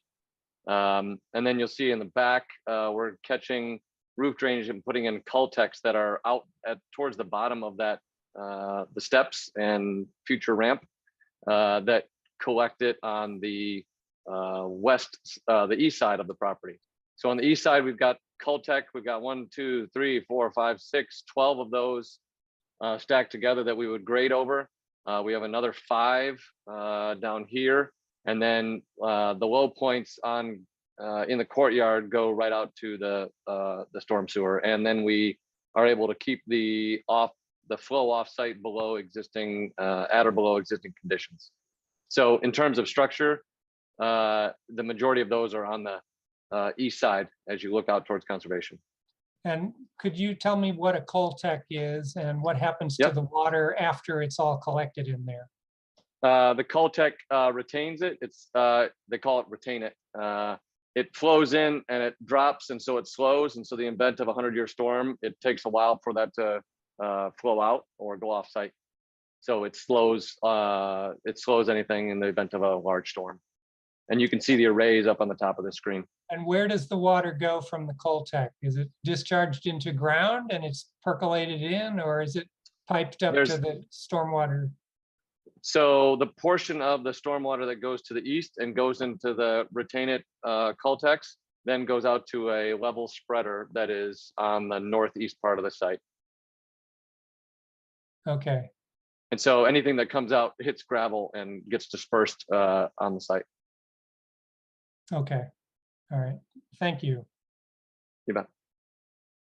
All right. And then the other question I had was about the leasing arrangement.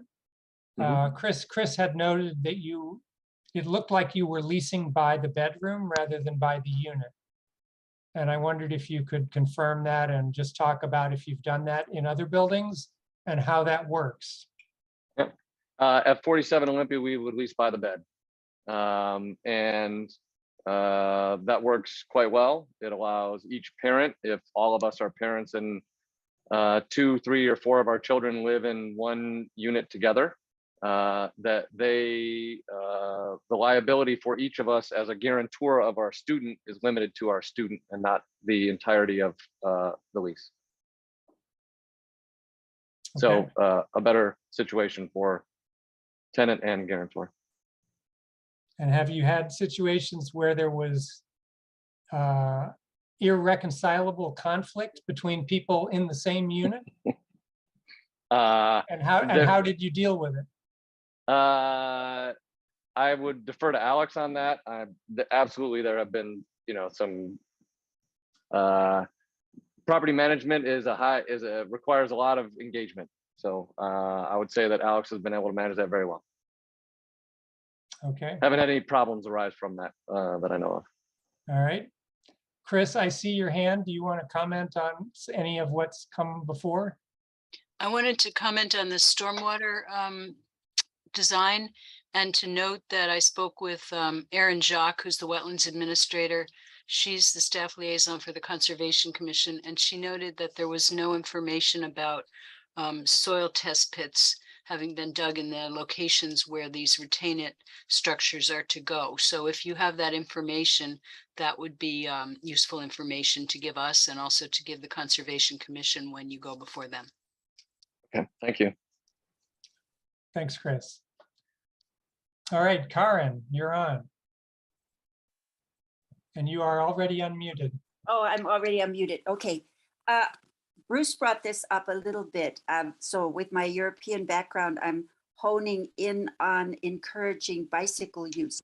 This seems like the perfect building, the proper distance from UMass to really think about how you're going to encourage students to bring their bicycles and to have their bicycles, if possible, in a covered, safe place.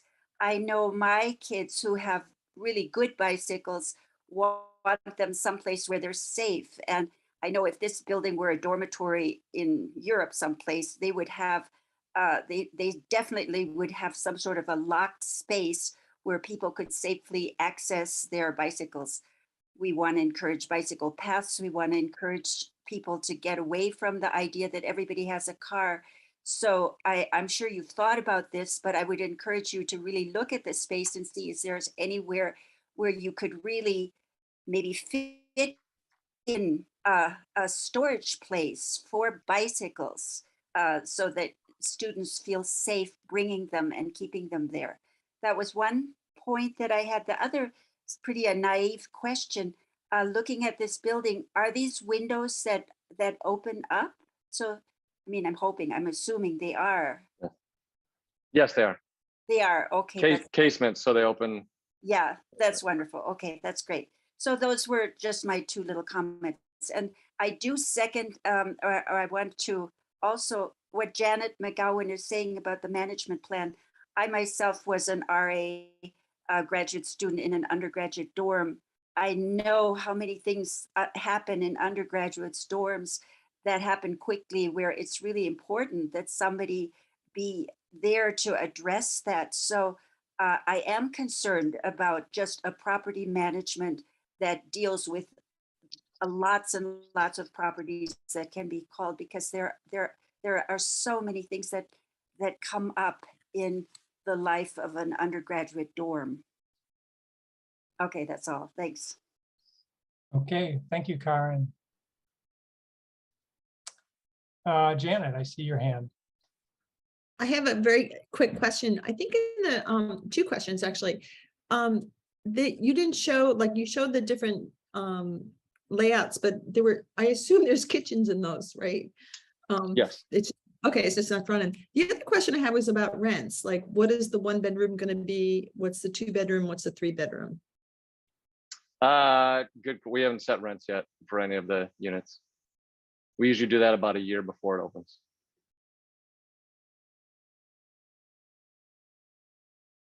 Any other questions, Janet? No. Okay.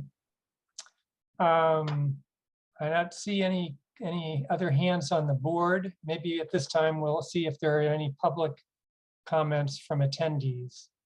So I see Pam Rooney's hand. Let's bring her back over into the panel. All right, Pam, well, you are here. You should be able to unmute. Hi, Pam Rooney, 42 Cottage Street. Thanks for letting me in. Have a couple questions. I wonder if it would be possible, and I would ask the board, since I can't ask for things to happen, I would ask the board if you could ask the applicant to provide a cross-section of this building to show the height of the wall between the Mather building and this site. It appears to be roughly 10 feet in height, which is kind of a really awkward height change of elevation from the UMass property down to the entrance or lower the south side of this building. you had a conversation about the height of the building. I was also going to talk about that. When I look at section 6.170, the diagram shows measuring the height of a building to the top of a flat roof, but in fact, it is indicating to the top of whatever is visible on that facade. And I know we have had conversations in the past about the height of parapets, and that a parapet is clearly integral to the facade of a building. Therefore, a parapet should be what is measured, not the roof itself. In particular, if we're talking about a parking garage, that's obviously very different than the parapet height. So it would be, I think it would be wise for the planning department and all those who have to deal with this discrepancy to clarify it. On the grading plans of the site plans, it's really difficult to figure out what the grades are on the surrounding properties, and you know, the elevations are very clear on the property itself. But I would encourage, as a developer, you to also include the grades and elevations surrounding it, so you can actually see what's happening. Therefore, my request to see a cross-section. You've had a good conversation about management. I would just note that in, I think, almost any apartment building in Amherst, we have asked, the town has asked for management plans that show either an on-site manager or clearly the name of someone to call in an emergency. With 230 people in a building, it seems irresponsible to not have some kind of on-site staffing. Let's see, anything else? Yes, finally, when you are talking about 47 and 57 Mather Drive, not Olympia Drive, I think it would be very helpful for the board and for anyone looking at these projects to understand how the two projects are linked on the ground. If there is an extension of sidewalk, for instance, or site amenities that link the two parcels together rather than having them two separate blips on a map. Thank you. Thank you, Pam. Kyle, anything in there you want to comment on or respond to? Sure. Cross-section is no problem. Just wanted to make sure it was clear. The retaining wall is not 10 feet. We're reconciling 365 and 361, 362. So it's about a 3-foot wall on the south side to Mather. Am I still on?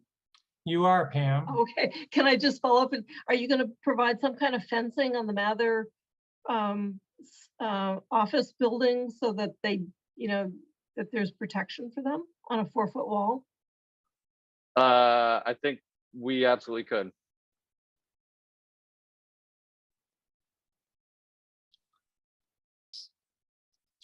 Okay, I guess the only comment I'll make, Pam, is that earlier Chris seemed pretty clear that they measure the height of the building to the top of the roof, and that the parapet is not part of that calculation.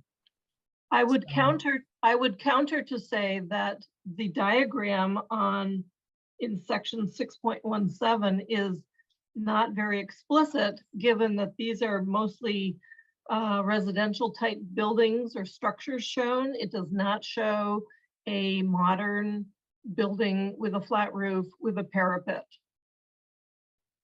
And I think, I don't actually know how to find the section you're referring to. well, it's on page 76 of the zoning bylaws.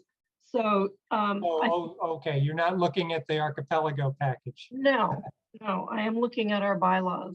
Okay. And So may I say something?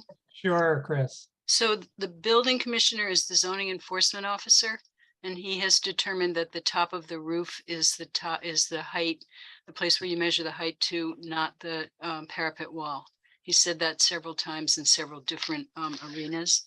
And so he's the zoning enforcement officer. So that's who we go to. policy. We want a question answered.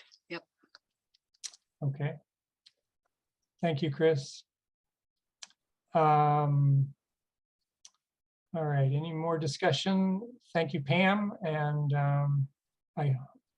Kyle, I hope you can provide some of the material that Pam was asking about. Bruce, I see your hand. Yes, further to what Christine said and what Pam was observing, it does seem to me to be odd that the height is determined by the roof. At some point, not now.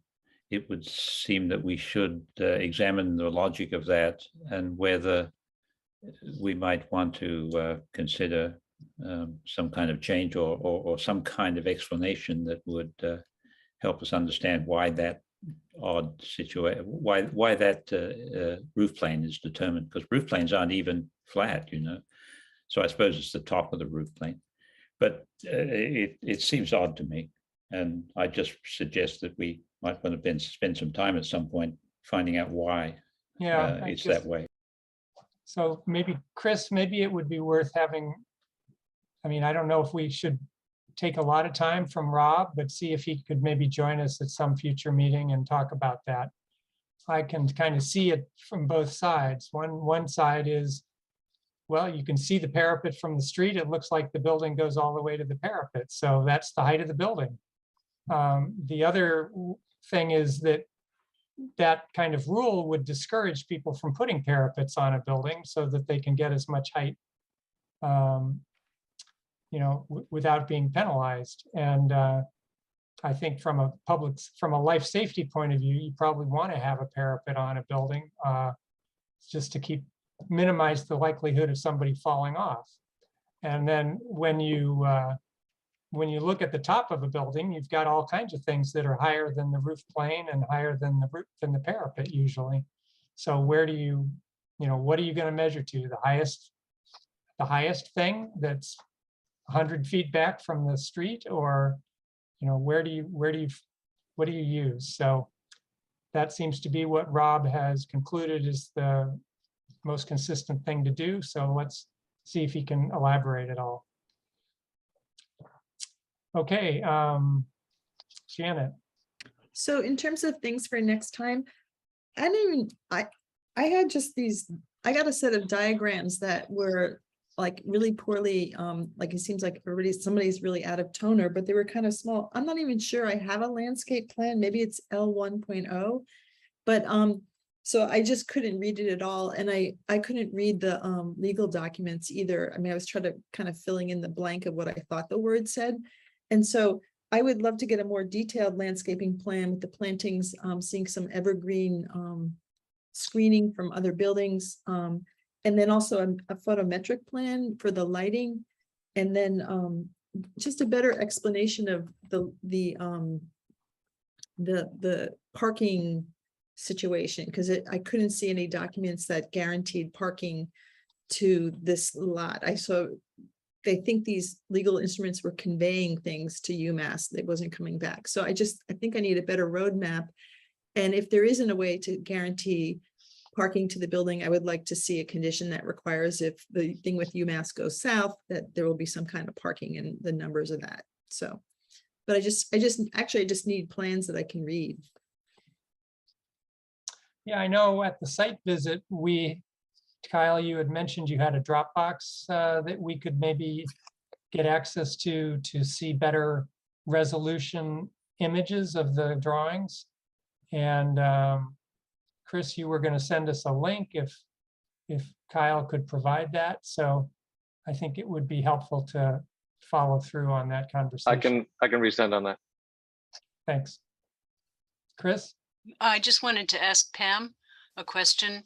Pam, are you facile with creating Dropbox from our end? Because we have we have drawings that Kyle sent us.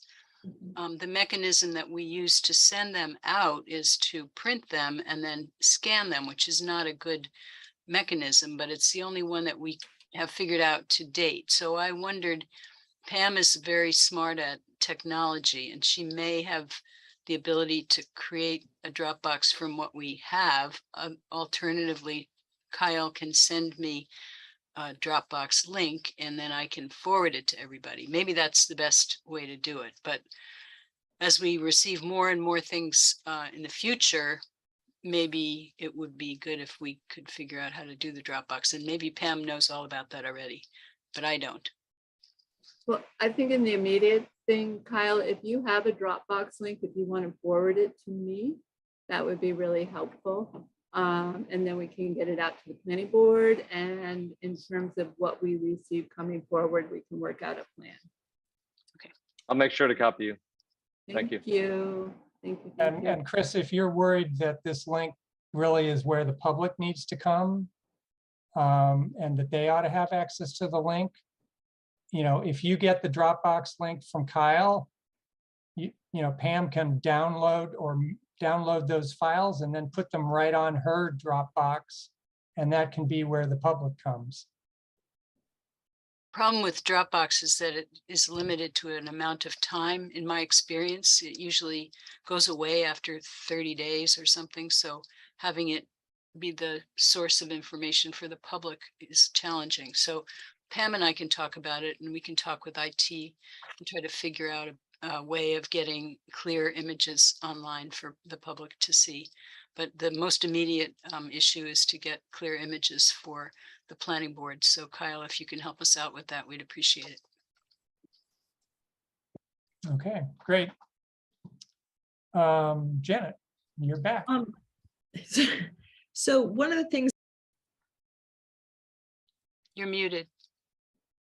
one of the things that was mentioned in the development application report as a potential issue was, does UMass, I think last year, UMass was asking the town of Amherst for 500 extra parking spaces. And so I wonder, were these lots filled up during the academic year? And is there space for an extra 100 or 200 cars? So is there somebody at UMass who would be on top of that could be consulted? Were these lots filled to the brim? And then I guess we'll have a live, example in the next month or so too. Chris, is there someone we could ask at UMass? I can do some research and find that out. Okay. Chris, I think Nancy Buffone would be the person to talk to, and she pretty much all communications from the university comes through her. Thank you.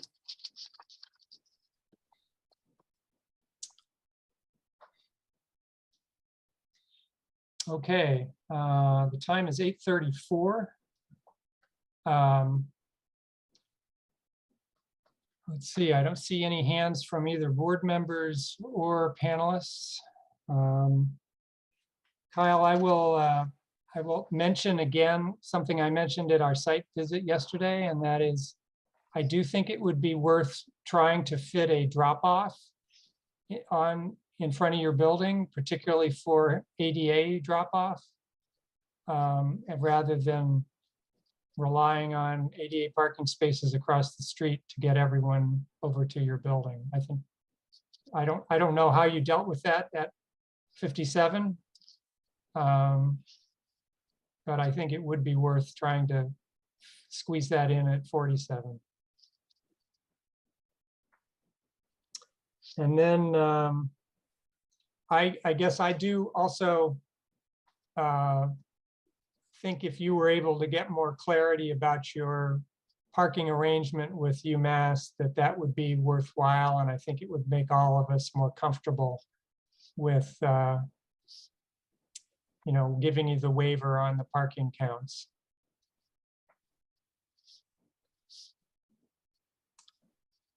All right, so remind me, Chris, do we need to vote to continue the hearing? You do, yes. Okay, thank And you. I would suggest September 21st as a date. It's possible that the Conservation Commission could hold a public hearing on September 14th if Kyle gets an application in pretty quickly.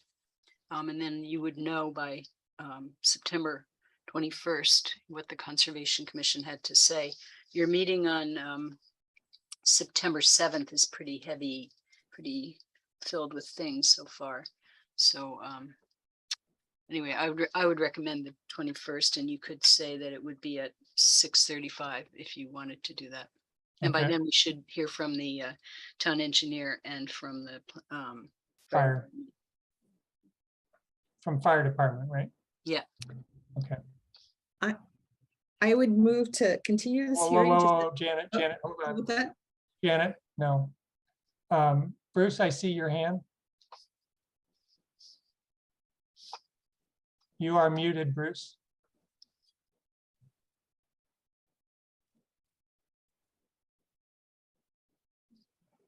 Sorry, my screen just went blank. Something happened, but I found it again.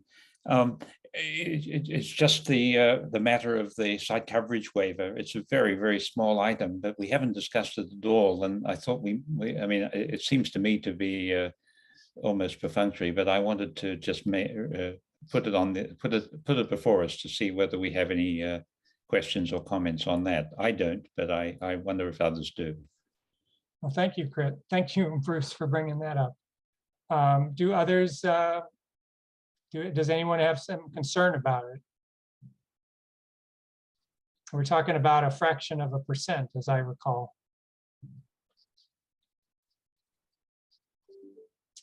All right. Bruce, I think you've got your answer. I don't think there's too much concern about that. Chris, is it likely that the Conservation Commission will be focused on that percentage? No. Okay. All right. Chris, have we covered what you hoped to cover this evening? I mean, we could start through the development application report. I know there were a number of items you were saying the board may wish to ask about or continue or consider. Would it be worth us starting in on that tonight? If you have the energy to do that, Okay, well, it may it feels be worth at least acknowledging what those things are. right. Well, it feels like we have a relatively light agenda this evening, and you've just revealed that we have a heavy agenda at the beginning of September. And who knows what it's going to look like by the middle of September. So I see, Johanna's got her water, she's hydrated, and she's ready to go the rest, another hour if we have to. All right, so why don't we turn to that? Chris, I will say the special permit that we are considering as written at the beginning of the development application report is actually for this 2023, and it's not for 2014, which is probably the template you used to save as or something. Where is that written? That's very important. Second line, Yep. page 1. Second line of page 1. I'm so sorry. Yep, now you know my secret. Okay. All right, so as I went through and sort of marked where you had suggested things for the board to consider. The first one I found was actually several pages in. Here we go. So under use category on page 4, sort of a third of the way down, the board may wish to impose a condition that would prohibit the units becoming condominiums if the property changes ownership in the future. Is that a danger, Chris, that we ought to be aware of? Have we done that on other projects? You did it on the Olympia Place project, and I think that, someone feared that might happen. And the way the other conditions are written, that the tenants need to be students who are matriculating at one of the local universities or colleges, may or may not preclude the building turning into condominiums. So someone was afraid of that, and that's why we put that condition on there. So if there are people who are equally afraid in this group, then it's probably worth putting that condition there. I guess I'm going to have to ask the silly question, what's the problem if it becomes a condominium? Then it probably Other than that, nobody likes condominiums, I guess. it wouldn't be managed in the same way. Condominiums are managed by a condominium association. So, Well, all it the certainly would people- take it farther from being a sort of Yeah. dormitory relationship. All right, the next one, the board may wish to require a new management plan if the property changes hands. And that seems pretty reasonable. Chris, let me know if I forget or miss something, but the next one I saw was at the top of page 5 under parking issues to consider.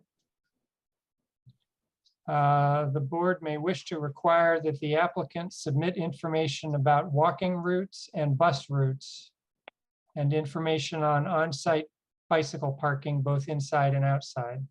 Seems like we touched on that pretty heavily earlier. I think a number of us are interested in bicycles as a very practical transportation for the students in this building. Hey, Doug, sorry to interrupt. Could you tell me what page you're on in the packet? I'm trying to find. No, I can't because I'm working from the hard copy. Oh, you have your hard copy. All right. Near the front or? Is there anyone who else? Page 15. 15. Okay, thank you. Thank you, Johanna. All right, so still on page 5, the next one down was says the UMass parking lots may not be formally engineered with defined pavement and parking lines. These parking spaces may not have handicapped parking spaces clearly delineated. And these parking spaces may not be lit for nighttime use. So the board may wish to ask the applicant for information on these matters. That all seems reasonable. And Kyle, is that a difficult thing to provide? We can show the current state of everything that's out there in terms of the lots and the lights and what's been improved since Olympia opened and what's stayed the same. Okay. Chris, as a part of this review by the town, would Rob be involved in seeing where the handicap spots are in relationship to the building? And I can ask him. It seems to me that if Kyle can provide the information that he just agreed to do, that it would be worth reviewing that with Rob, just to make sure we're not letting Kyle get into a situation where he's not going to get a building permit once Rob sees it. Well, that's why we brought up the issue of the drop off, because the last time Kyle wasn't providing on-site parking, and the building commissioner said, well, if you don't provide on-site parking, then you have to have a drop off. So I think they reached a compromise because Archipelago was able to provide handicapped spaces on an adjacent lot. And I don't exactly know how they managed to do that, but that seemed to suffice and not require the drop off. And so there needs to be a conversation about this and a resolution of it. Well, I think especially because the parking is being provided on property that's not controlled by the developer, I think it's good for us to have that early. All right, the next item you had, the last item under issues to consider for parking did have to do with the drop-off area. So we've covered that. All right, so now we move to modification of dimensional requirements. I didn't see any issues for us to consider there. We've talked about the height variance. Guess you want clarification from the building commissioner about the measurement of the height. Well, it seems like it's clear. I think the question was Why? sort of the justification. So then on page 6, under lighting, there were several items here. Submission of catalog cuts for all exterior lighting. The requirement that all exterior lights be downcast or shielded and dark sky compliant. I think we would do that as a matter of course. And then some questions about discrepancies of the lighting on the lighting plan. Questions about the existing lighting from UMass parking lots. The next bullet, the street lights that were proposed to have been installed along Mather and Olympia. Chris, what did you mean by that? Were there street lights proposed as part of 57 Olympia that may not be there? May No. never have been installed? I noticed the other day when we did our site visit that there were lights that were installed as part of Olympia Drive, 57 Olympia. And the question would be, is the applicant proposing to put similar lights in front of this new building? And so that would be one item, and we would want to see a picture of those to be able to approve them. And then we want to know, there were 2 large Cobra headlights on Mather Drive that looked like someone else had put them in, perhaps UMass, but those were very, Janet noticed this, that I think they were high pressure sodium lights. They were really yellow. And, we don't have any control over what UMass does with their lighting, but that's not a look that the planning board generally likes to have. So new lighting should always be, well, we would hope that it would be LED and hope that it would be of a color that would not be, glaringly white, more of a warm color. And so, but we don't have any information about these things. So we would like to have that information. Okay.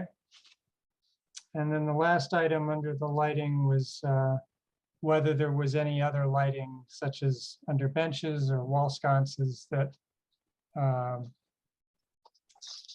we just hadn't heard about. And they did have bench lighting in their Olympia Place project. They had lighting under the benches. They also had lighting, I think they had lighting around some raised landscape beds, but I'm not exactly sure. But the lighting under the benches, I think, was some kind of strip lighting. Are they going to do that here?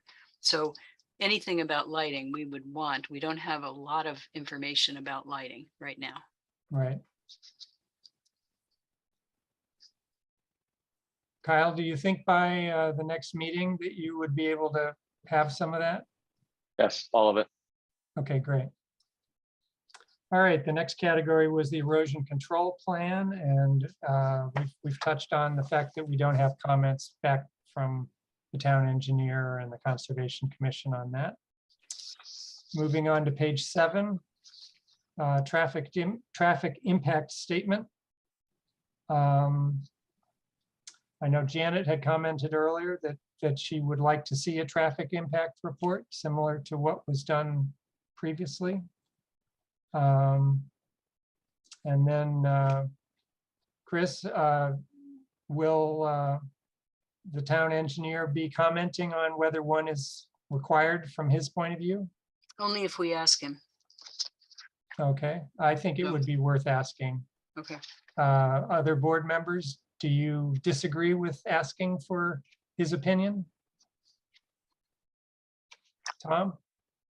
Yeah, I agree. We ask and find out what he thinks. Okay, thank you. All right, moving on to topic 7, the drainage and utilities. Issues to consider at the bottom. Board may wish to receive comment from the town engineer on the stormwater report and grading and drainage plans prior to approving. So I would agree with that, and Chris, hope we can get those comments before the 21st. And we would say, I would add to that, that we need comments from the Conservation Commission as well. Yes. Sewer and water. town systems signage. You were suggesting that we require a sign plan be reviewed and approved as a condition of the site plan review, so that can follow. Yep. All right, next page. Management plan and proposed lease. Okay, this had to do with whether the leases would be individual or by unit, and I think we've got a clear answer to that. Mhm. And then we can decide what to do with that information. Kyle, is this the only building that you've got that you do that?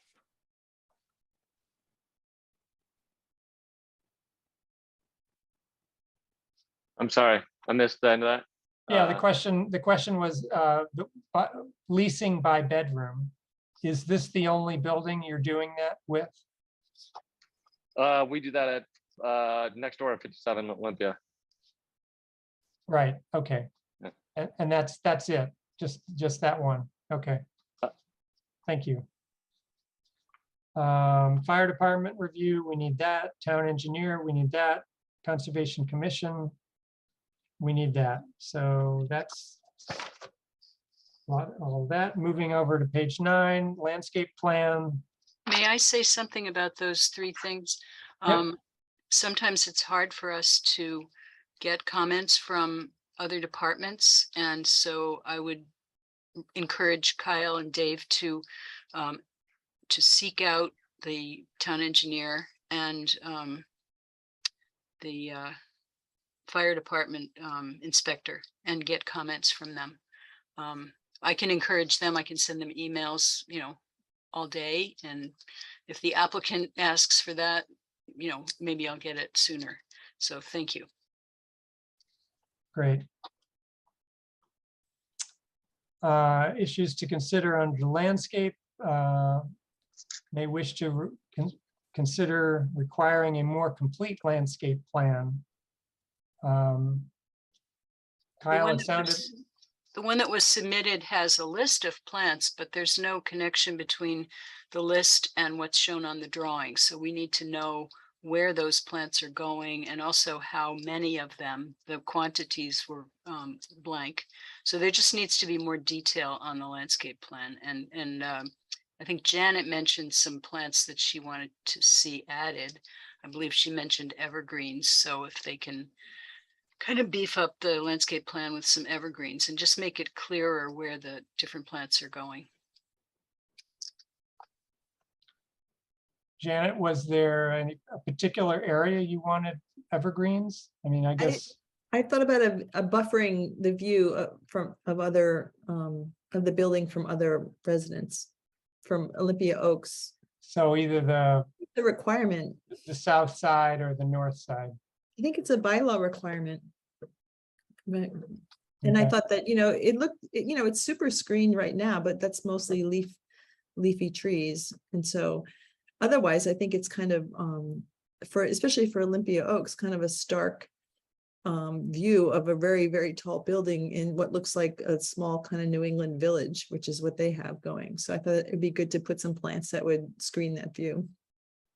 Okay. And I guess my only thought on plantings was that you avoid invasive species like burning bushes and, other things that we're generally trying to discourage. Topic 16, bike racks. Can I Sorry. interrupt? Sure. Oh, sorry, Bruce. You missed the architecture. There was a issue to consider before landscaping related to the board may wish to require the applicant to submit a plan that shows handrails on stairs and a guardrail. Oh, yeah. And so forth. And actually, this is probably a building code thing, but the item that Pam Rooney mentioned was not a building code thing, I think, and that probably should be enfolded in that observation as well. And which of Pam's comments were you thinking of? Oh, the idea that maybe there should be a guardrail or a fence or some kind of fall protection on the 3 to 4 foot retaining wall on the Mather boundary. Okay. All I right. think that's a requirement, but it would be good to show it on the plans. Yeah. All right, Tom, I see your hand. Yeah, I was just gonna note that this would probably be a place where we'd want to see, in addition to the handrail, a potential ramp and handrails, the like for that as well as part of the architectural updates. Great. Thanks for pointing that out, Bruce. Okay, moving farther down the page under sidewalks and site improvements. Issues to consider: bikes, bench styles are not shown. If they're prefabricated benches, catalog cuts or drawings of the design might be useful. Coordination of the site plan with the landscape plan. Submission of a coordinated set of drawings. That seems like a reasonable suggestion. Detail of retaining walls. Then the last page, number 10, open space. Consider whether the proposed entry space and lawn will provide adequate open space. And the sort of double-edged sword of open space and whether it's going to invite large gatherings and poor behavior, I guess. Then propane tank, we need a location for that and how it's filled. So that's everything that Chris noted. Chris, it's always great to have these. You're so thorough. Save us all the thinking. All right.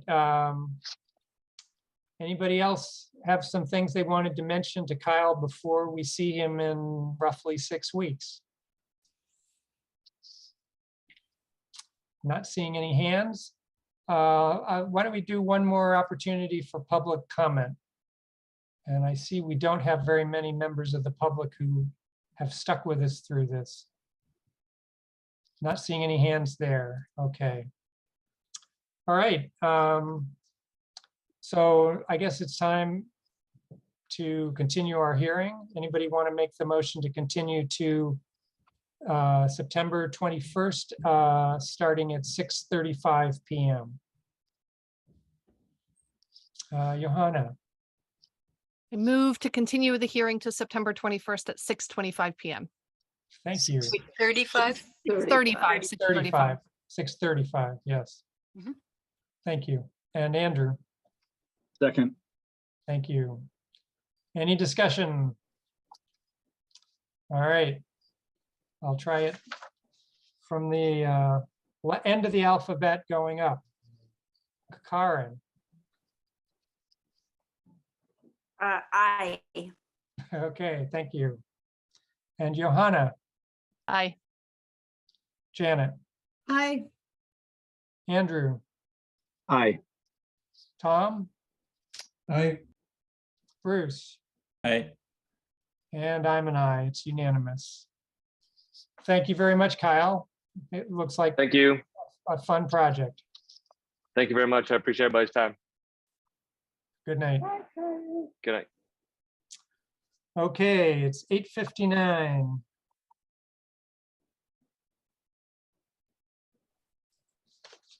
And we'll move on to the next item in the agenda. So we're up to item 5, old business. Chris, do we have any old business not reasonably anticipated? I don't believe so. All right. Item 6 is new business, not reasonably anticipated. I do not have any new business. All right. Item 7, Form A&R subdivision applications. We do not have any A&Rs today. And number 8, upcoming ZBA applications. We do have 2. Let's bring up some slides that will help me to describe it. It's actually 2 of them. All right, can you see the screen okay? The ZBA is next going to meet on August 25th. They're going to take up a project at 1147 North Pleasant Street, where there is already, so this is the lot right here. There is already an existing two-family, and they are proposing to add a single-family residence here, which would be owner-occupied. So it would be a detached single-family owner-occupied. So here we go. Here's a little map. This is what is existing. This is a two-family dwelling, and they're proposing to build this single-family residence here with a garage, and it will be owner-occupied. So you enter the lot via this right here, where there is already existing parking. So this is all pavement here. So they're going to add a little bit more. Yeah, and that's their proposal. So the question is if you think you might like to see a presentation on this.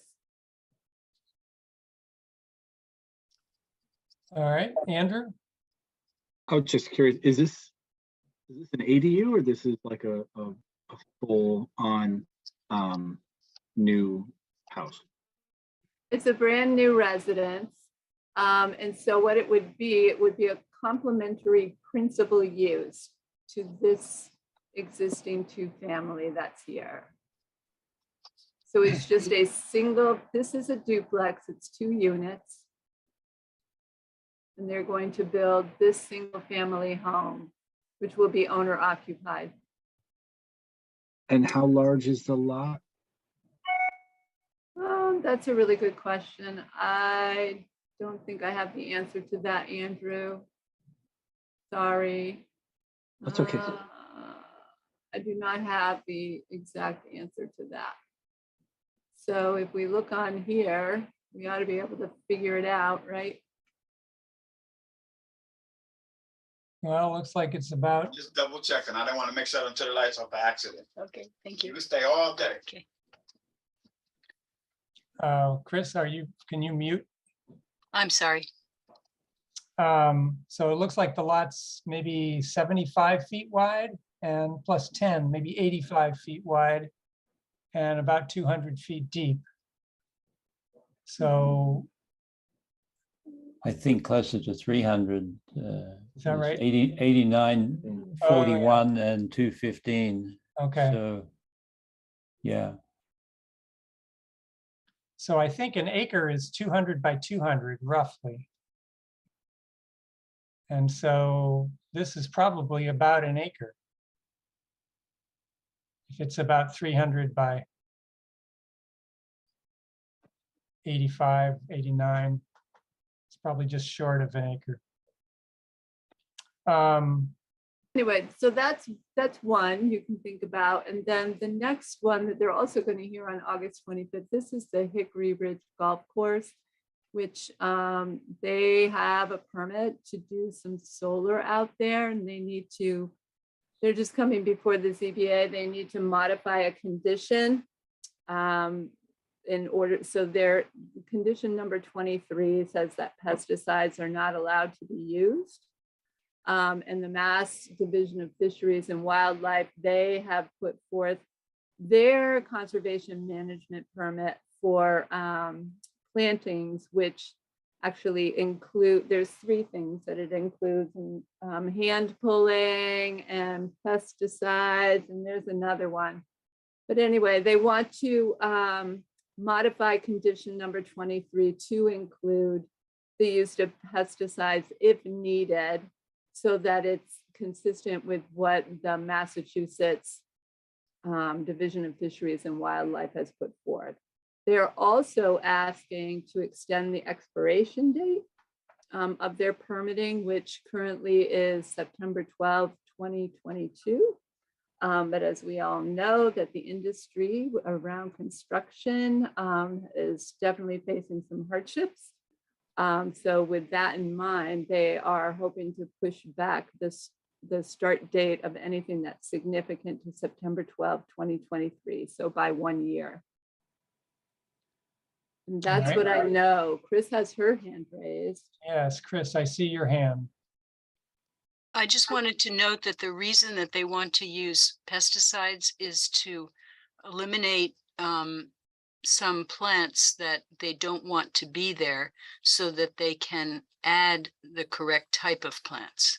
So it's really just a short-term use of pesticides to remove plants that they don't think should be there and add the correct plants in alignment with the Massachusetts regulations. Mhm. So Okay. Where are Janet? we? Where are we? I can't figure out from this little excerpt. Is that the Fort River in the middle there? And what street are we on? This is West the Pomeroy Hickory River. Lane. Sorry. So So along the bottom of this parcel is West Pomeroy Lane. In the lower right corner is that intersection of 116 and Pomeroy. So And this is the golf course, right? Is that- Yes, it's the Okay. golf course. Thank you. Okay, now I understand. All right. So how do folks feel about these two projects? I guess I'll say personally, I'm not very interested in this one for Pomeroy Lane. I have some interest in the other one, just in terms of understanding the process by which someone might propose to build a third unit in the residential zone. But I mean, we don't have to talk about that anytime soon, but it might be interesting to hear that. But Chris could tell us that without having anybody from ZBA involved. Andrew. I had a similar thought, Doug, just given how much effort and time we put into ADU and knowing that we wanted to try to free up housing for people to add housing. I think that I would be interested in hearing about that one. Okay. Bruce? I share both your curiosity. Okay. All right. Chris, I guess the question is, when would it make sense to do this? Do we have time in our next meeting to discuss this? You do have time at your next meeting. The next meeting is August 17th, and you have so far downtown design standards. Nate is coming back with that. And then I'm trying to get Jonathan Gerfine to come and talk to you about some concrete blocks that he's installed at his property at 555 not University Drive, Belchertown Road, 555 Belchertown Road. So other than that, you don't have anything Okay. on your agenda. So you could accommodate this discussion of the 1147 North Pleasant Street at Great. that time. And then you'd be able to make a recommendation for the ZBA's meeting upcoming on the 25th. Okay. And I guess I'll sort of say that I don't know how we would get that presentation, whether you would make it or somebody from zoning staff or the applicant.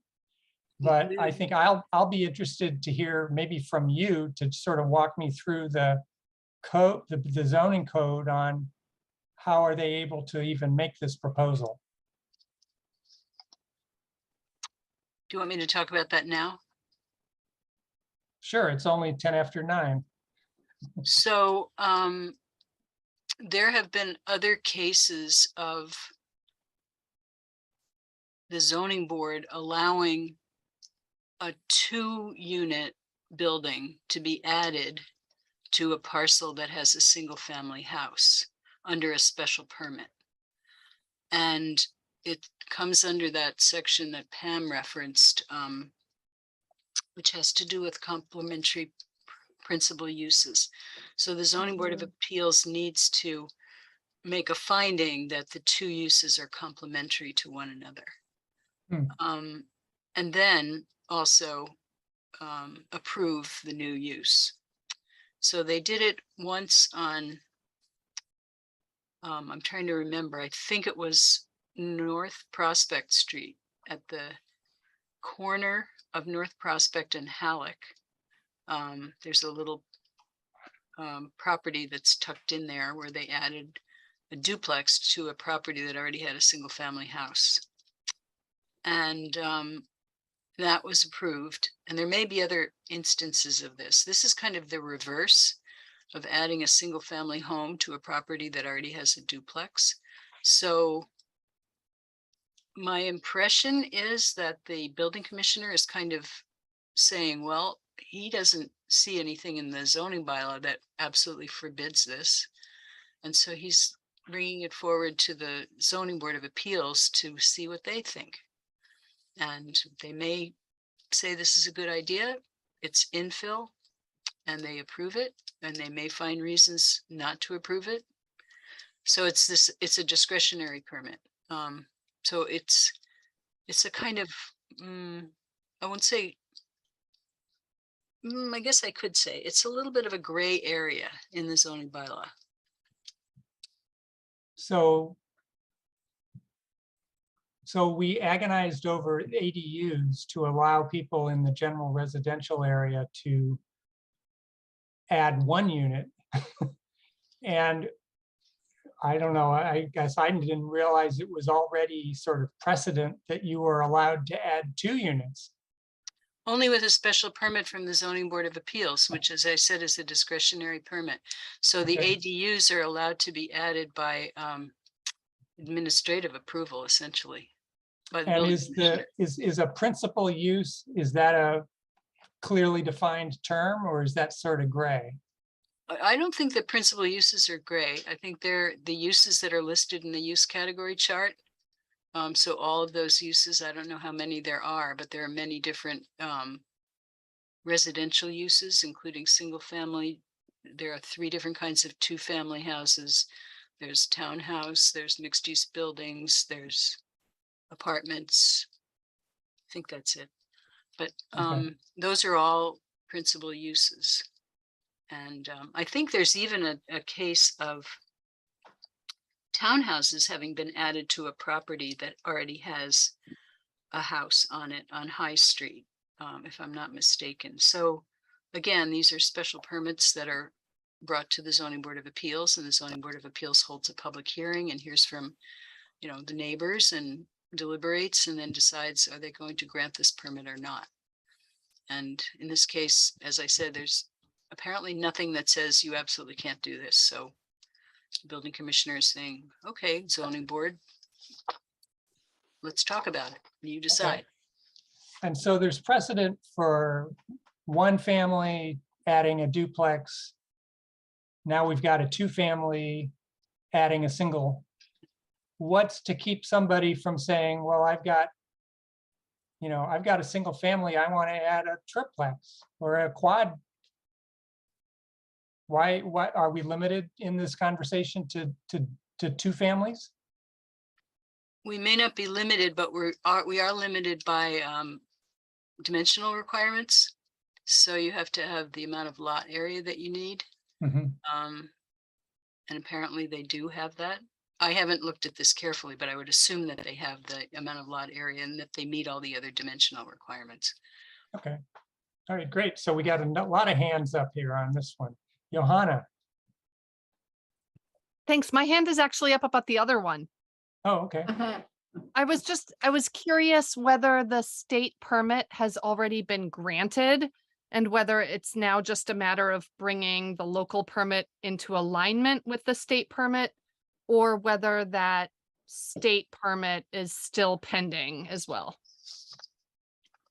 I don't think Pam or I know enough about this to be able to say, but maybe Pam does, but I don't.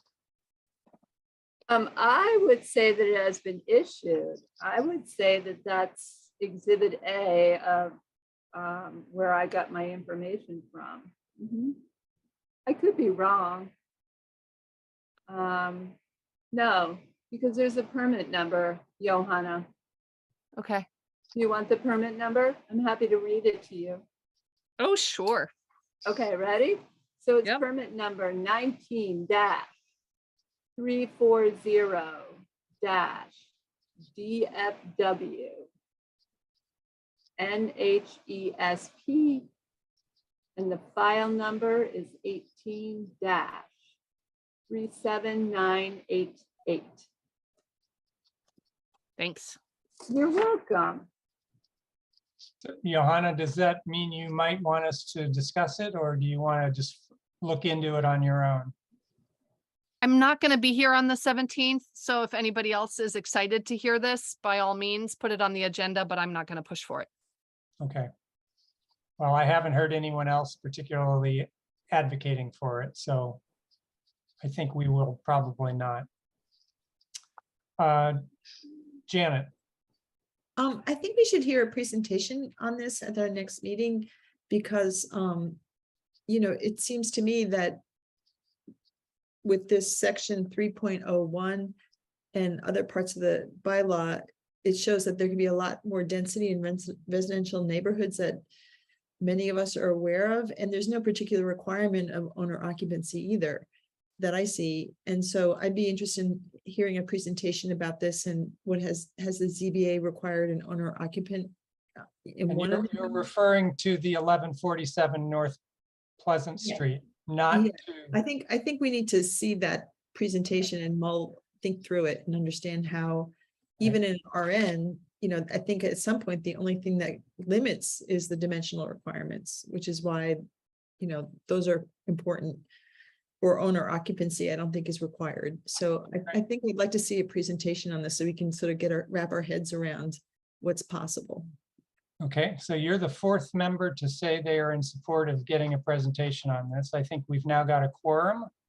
And I don't think we need to go through a vote, Chris, unless you particularly want us to.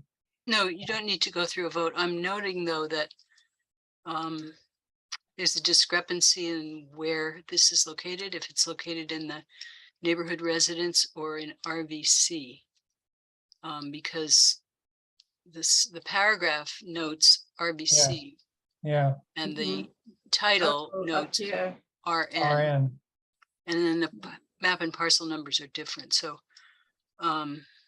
anyway, it's not Right. going to make a difference as to whether you want to see this presentation, but it will be of note as to whether this is in the RN district or whether it's in RVC. Right. Okay. Johanna, you still have your hand up? Is that a legacy? It's this. Okay, thank you. Oh, it is in RN. Okay. Yeah, it's in the RN. All right. So I'll be That's in touch with mistake. them. Great. All right. So I think that concludes the upcoming ZBA applications. Time is 9:18. And the next item was upcoming special permits, site plan reviews, and subdivision applications. Pam, do we have any of those? Or Chris? No, not off the top of my head, right, Chris? It appears that there is one that's coming in for 51 Spalding Street. And it's another one that is complicated. It's a property that was permitted as an owner-occupied two-family on Spalding Street with a special permit from the Zoning Board of Appeals. And now the owner wants to make some changes. And I am not entirely clear on what the changes are, but I also know that they have lodgers there as well as having an owner-occupied two-family. So they're going to be coming before the planning board perhaps on September 7th to talk about that project. So that will be a planning board special permit. Okay. And then there are always things out there in the wings, and I'll bring them to you as they come along. Great. All right. The next item is Planning Board Committee and Liaison reports. Chris, I know you sent a bunch of information on the Pioneer Valley Planning Commission. I can't remember, were we going to discuss that tonight or when we had elections at the beginning of September? I sent you the information so you could see it and be able to mull it over, but your actual discussion of elections and reorganization is going to be September 7th. So if anyone wants to say anything about it now, I guess you could say what you want to say, but you've got the information and you'll be deciding on September 7th. Okay, Bruce.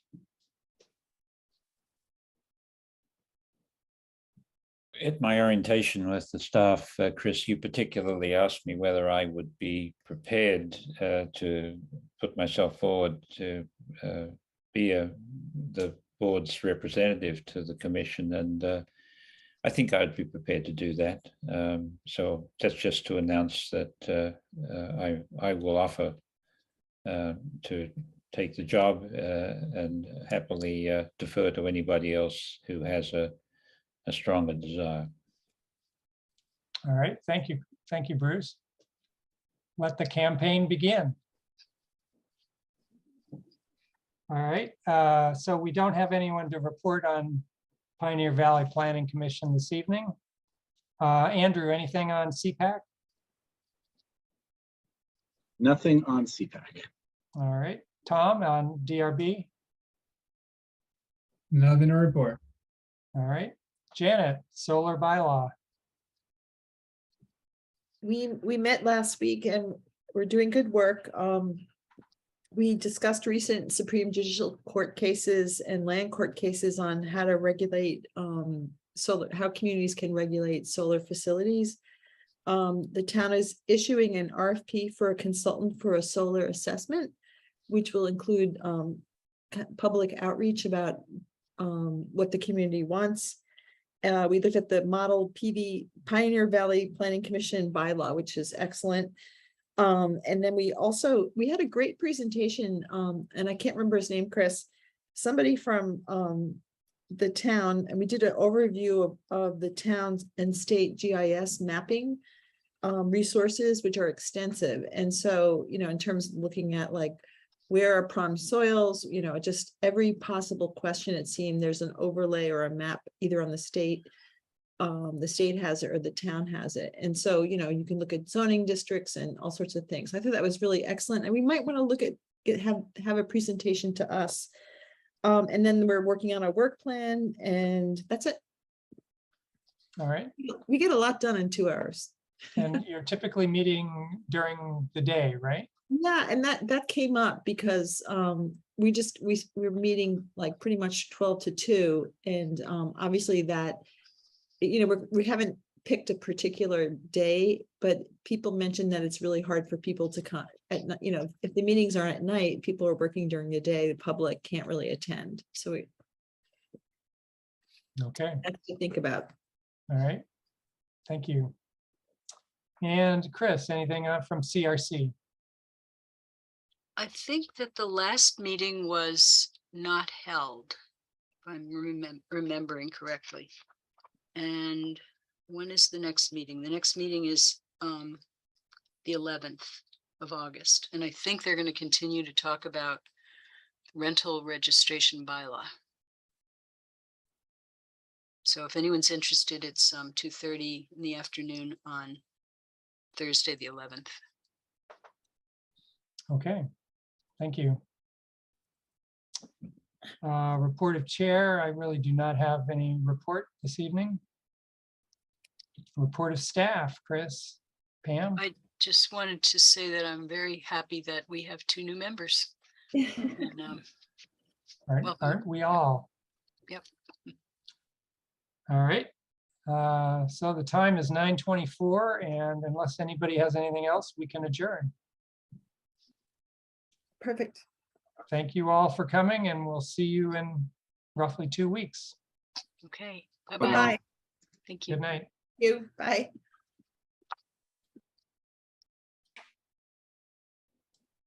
Good night, Pam. The recording. Good night, Mr. Marshall.